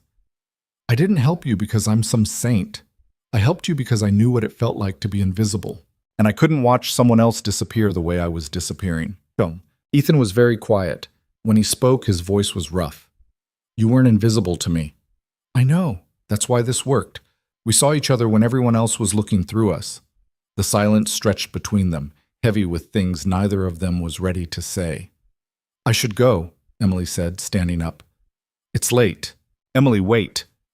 Ethan stood too, and suddenly they were very close in the small office. I need to tell you something. I've been trying to find the right time, the right words, but there isn't a right time for this. Her heart was hammering. For what? I'm falling in love with you. Maybe already have fallen. I don't know exactly when it happened. Maybe that first night. Maybe gradually over these months. But it's there, and it's real, and it's terrifying because I swore after my wife died that I'd never do this again. He was talking fast now, like if he stopped, he'd lose his nerve. And I know this complicates everything. The business, our partnership, Lily's feelings, but I can't keep pretending it's not happening. Emily couldn't breathe. The office felt too small, the air too thin. Say something, Ethan said quietly. Please. I don't know what to say. The truth would be good. The truth. Emily thought about all the nights she'd stayed late at the restaurant just to be near him, the way her chest tightened when he smiled, the dreams she'd been having where they were more than partners, more than friends, the careful distance she'd been maintaining because crossing that line felt dangerous and inevitable in equal measure. I'm terrified, she whispered. Of me? Of this? Of wanting something I might not be able to keep? Of building a life that feels too good to be real and having it all collapse? She wrapped her arms around herself. I've been surviving for so long, Ethan. I don't know how to do anything else. And what you're offering, it's not survival. It's actually living. That's scarier than anything I've ever faced. Ethan reached out slowly, giving her time to pull away. When she didn't, he took her hands in his. I'm terrified too, of screwing this up, of hurting you, of failing Lily by bringing someone into our lives who might leave. His grip tightened. But I'm more terrified of not trying, of looking back in 5 years and realizing I let fear destroy the best thing that's happened to me since my wife died. What about Lily? Lily loves you. She's been asking when you're going to officially join our family since about week 2 of knowing you. Despite everything, Emily smiled. She's very direct. She's 7. Subtlety isn't in her skill set. Ethan's thumb traced circles on her palm. But she's also smart. She sees how I am around you, how you are around me. And she wants both of us to be happy. Emily looked at their joined hands, thinking about the impossible journey that had brought them here. A freezing November night, a bowl of soup, a choice to be kind when kindness cost everything. I don't know how to do this, she said.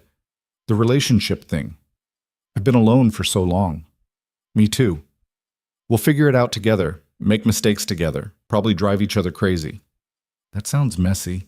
Everything worth having is messy. He pulled her closer. What do you say, Emily Carter? Want to take another impossible risk with me? She thought about all the reasons to say no. The complications, the fear, the very real possibility that this could destroy everything they'd built. Then she thought about Lily asking why she didn't live with them, about her mother telling her to stop surviving and start living, about the way Ethan looked at her like she was the answer to a question he'd been asking for years. Yes, she whispered. Yes, I want to try. He kissed her then, soft and careful and full of promise. And for the first time since this whole thing started, Emily let herself believe in something beyond survival. They didn't tell anyone right away. Wanted to figure out what they were doing before making it public. But Lily knew immediately. Finally, she said the next time Emily came to the penthouse for dinner, you two were being so weird about it. Adults are terrible at hiding feelings. How long have you known? Ethan asked, looking slightly horrified. Forever. You both get all smiley and awkward around each other. It's obvious. Lily went back to her homework. Are you going to get married? Lily, what? It's a reasonable question. You like each other. You work together. You both like me. Marriage is the logical next step. Emily was trying very hard not to laugh at Ethan's expression. Maybe we should date first, sweetheart. Dating is inefficient. You already know you're compatible. Lily looked up from her math worksheet. But fine. Date if you have to. Just don't take forever. I want a sibling before I'm too old to play with them. Oh my God, Ethan muttered. What? I'm being practical. Dating Ethan Riker was surreal. He took her to restaurants where they analyzed everything, service, food quality, atmosphere, like the world's nerdiest couple. They walked through Central Park at midnight because neither of them could sleep. They argued about menu changes and staffing decisions, and whether the new dessert was too sweet. It was normal and strange and absolutely right. Emily's mother cried when Emily told her. I knew it, Margaret said, gripping her daughter's hands. The way you talked about him. The light in your eyes when you came home from the restaurant. I knew.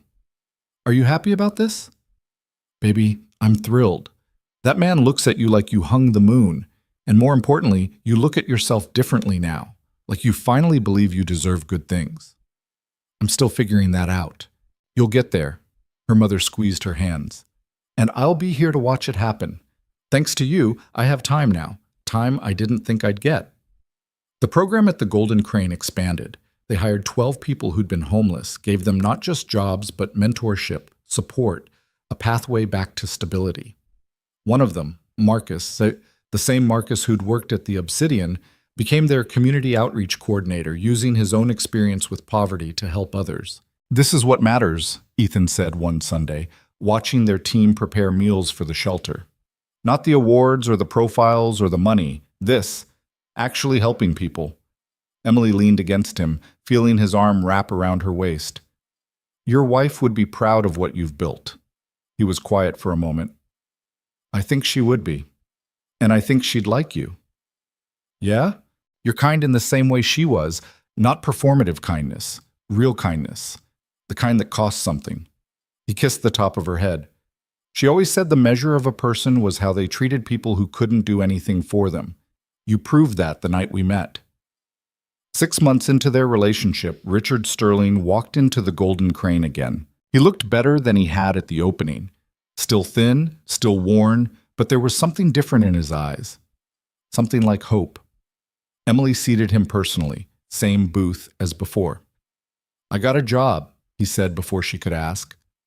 Nothing fancy, property management for a building in Brooklyn, but it's honest work, and my boss doesn't know who I used to be, which is refreshing. I'm glad for you. I wanted to say thank you for treating me like a human being when you had every reason not to. Sterling looked around the restaurant. This place saved me, in a way, reminded me that the world doesn't have to be cruel, that kindness isn't weakness. It's not weakness, Emily agreed, but it's not easy either. No, but it's worth it. He paused. I'm starting a program, financial literacy classes for people in my building. Most of them are immigrants, working multiple jobs, getting taken advantage of by predatory lenders. I figured I could use my experience, both the rise and the spectacular fall, to help them avoid my mistakes. Emily felt tears burning behind her eyes. That's wonderful, Mr. Sterling. Call me Richard. Mr. Sterling was someone who doesn't exist anymore. He smiled, and it was genuine.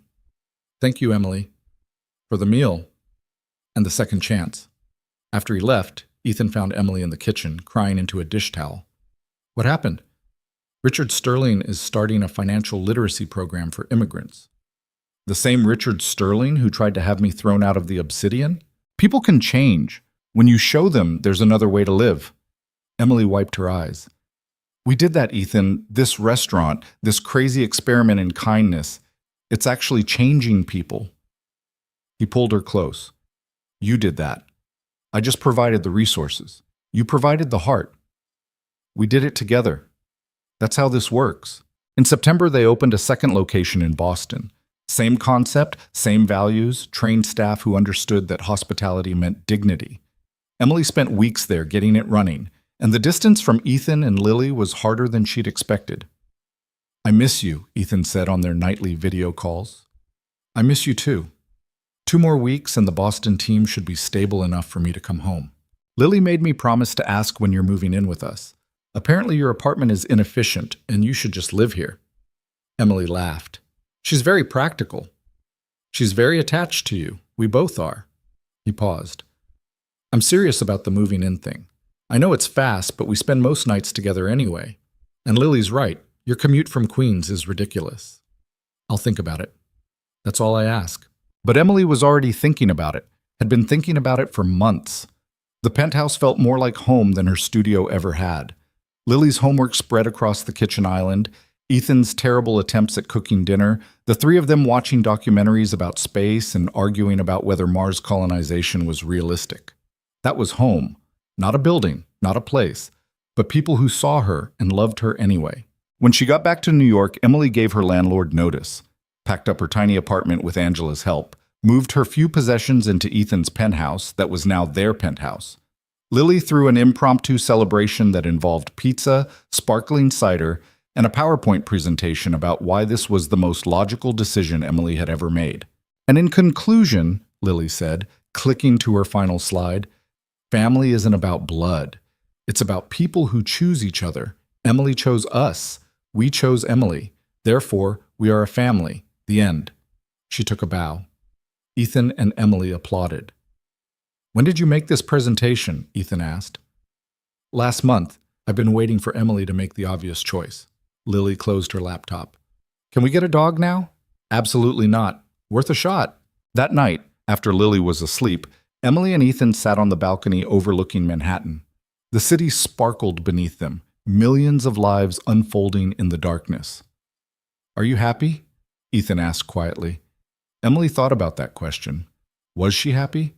The concept felt foreign, like a language she'd forgotten how to speak. I think so, she finally said. It's strange. I spent so long just trying to survive that I don't know what to do with happiness. It feels fragile, like it might disappear if I acknowledge it too loudly. I know that feeling. Ethan took her hand. After my wife died, I convinced myself that happiness was over, that the best I could hope for was successfully raising Lily and building wealth I didn't need. Contentment maybe, but never joy. What changed? You walked into the Obsidian and treated a wet stranger like he mattered, and then you kept choosing kindness even when it cost you everything. You reminded me that the world could be different, that I could be different. He turned to face her fully. You gave me my life back, Emily, not the successful businessman version, the actual human version. You gave me mine too. They sat in silence, holding hands, watching the city breathe. I want to marry you, Ethan said suddenly. Not tonight, not even soon necessarily, but eventually. I want you to be my wife, Lily's mother in every way that matters, my partner in everything we build. Emily's heart was racing. That's a big statement. I know, and I'm not asking you to answer now. I'm just telling you where my head is, where my heart is. She thought about the impossibility of this moment. A year ago, she'd been drowning. Now she was sitting on a balcony with a man she loved, in a home she'd chosen, living a life she'd never imagined was possible.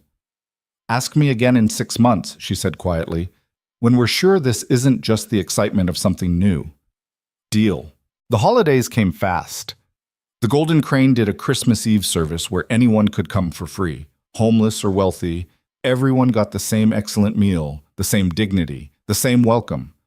Over 300 people showed up. They ran out of seating and started setting up tables on the sidewalk.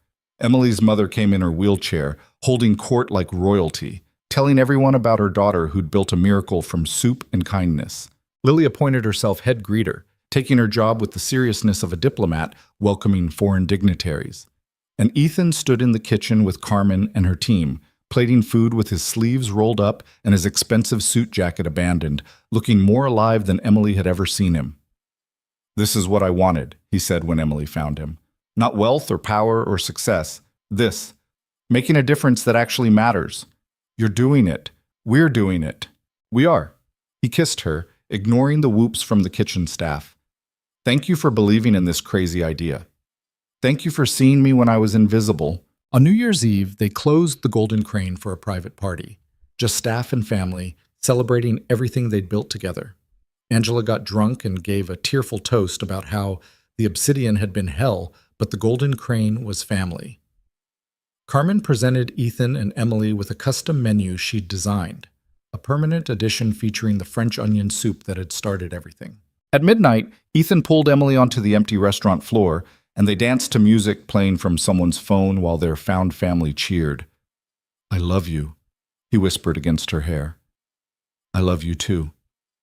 Ask me what I want for the new year. What do you want? This, exactly this. You, Lily, this restaurant, this family we've built. Nothing more, nothing less. Emily pulled back to look at him. That's it? The billionaire doesn't want world domination? I have everything I need, everything I ever actually wanted. He smiled. Turns out it was never about the money. It was about finding people worth building a life with. In March, on the 1-year anniversary of the Golden Crane's opening, Ethan proposed. Not with fanfare or grand romantic gestures, just the three of them, Ethan, Emily, and Lily, in the empty restaurant after closing. He got down on one knee while Lily held the ring box, looking so proud she might burst. Emily Carter, will you marry us? Officially become part of this weird little family we've built? Lily was bouncing with excitement. Say yes, I helped pick the ring. Emily was crying and laughing at the same time. Yes, yes, of course, yes. Lily shrieked and hugged her so hard they both almost fell over. Ethan stood, slipped the ring on Emily's finger, and kissed her while their daughter, because Lily was already her daughter in every way that mattered, cheered loudly enough to wake the whole neighborhood. They got married 3 months later in the restaurant, surrounded by everyone who'd helped build this impossible dream. Emily's mother cried through the entire ceremony. Angela was maid of honor and kept making jokes about how Emily had literally married rich. Carmen catered, obviously, and Lily gave a speech about how she'd known this was going to happen all along because adults were terrible at hiding their feelings. Marcus, their outreach coordinator, stood near the back with tears streaming down his face. Richard Sterling sat beside him, also crying, both of them proof that kindness could actually change lives. "I never thought I'd get this," Emily said during their first dance. "A family, a home, a purpose beyond just surviving. You deserved it all along. You just needed someone to see it." Ethan pulled her closer. "I'm grateful every day that I walked into the Obsidian looking like a disaster, that you chose kindness over safety, that you let a stranger into your life and changed everything. We changed each other." "Yeah, we did." The restaurant continued to grow. They opened 3 more locations over the next 2 years: Chicago, Seattle, Austin. Each one built with the same care, the same values, the same commitment to treating people with dignity regardless of their bank account. The outreach program expanded too. They weren't just serving meals anymore. They were providing job training, financial literacy courses, mental health support, pathways out of poverty that actually worked. Emily testified before Congress about poverty and dignity and how the restaurant industry could be part of the solution instead of part of the problem. Ethan used his wealth to fund similar programs across the country, proving that billionaires could actually do something useful with their money if they gave a damn. And Lily grew up watching all of it, learning that kindness wasn't weakness, and success meant nothing if you weren't using it to help others. 5 years after that freezing November night, Emily stood in the Golden Crane during their anniversary celebration. The restaurant was packed with regulars, staff, friends, and family. Her mother sat at a table laughing with Carmen. Lily, now 12 and terrifyingly smart, was explaining quantum physics to a table of confused but entertained customers. Ethan was behind the bar making drinks and looking happier than she'd ever seen him. Angela found her near the kitchen. "You good?" "Yeah, just thinking about how different everything is now."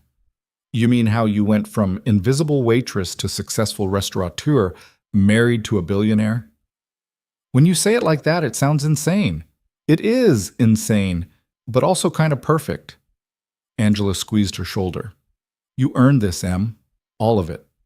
Emily watched her family, the one she'd built from soup and kindness and impossible choices, and felt something she'd spent most of her life not believing in. Hope. Not the desperate kind that came from having nothing left to lose, but the real kind. The kind that believed tomorrow might be better than today. That kindness actually mattered. That broken people could heal and build beautiful things together. Ethan caught her eye from across the room and smiled.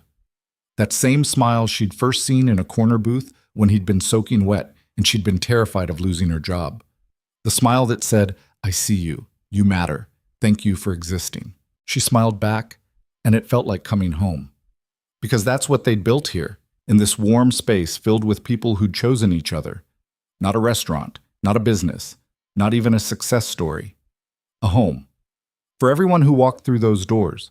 For staff who'd been invisible, and customers who'd been forgotten, and 2 broken people who'd found each other on the worst night of their lives and decided to build something better. That night, after the party ended and Lily was asleep, and the city was quiet, Emily and Ethan sat on their balcony like they had so many times before. "Do you ever think about that night?" Emily asked. "The test at the Obsidian." "Every day. It changed everything." "Would you do it again? If you could go back?" Ethan thought about that. "I don't know.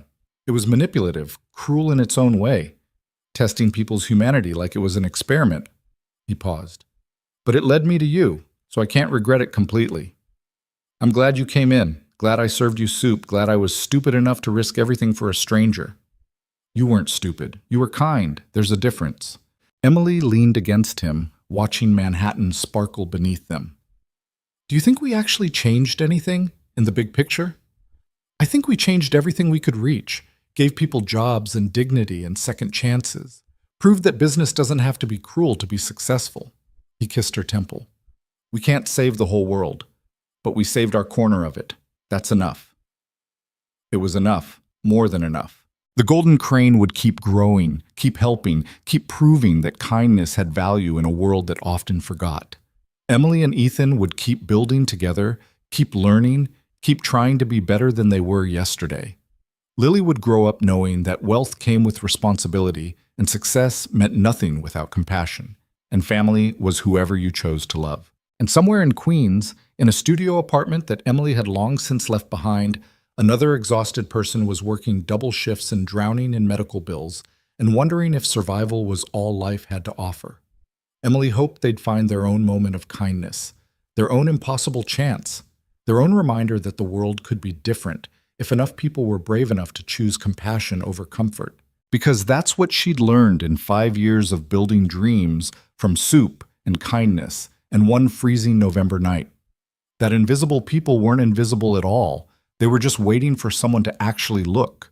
That broken things could be rebuilt into something beautiful. That taking a risk on kindness, even when it cost everything, was always worth it.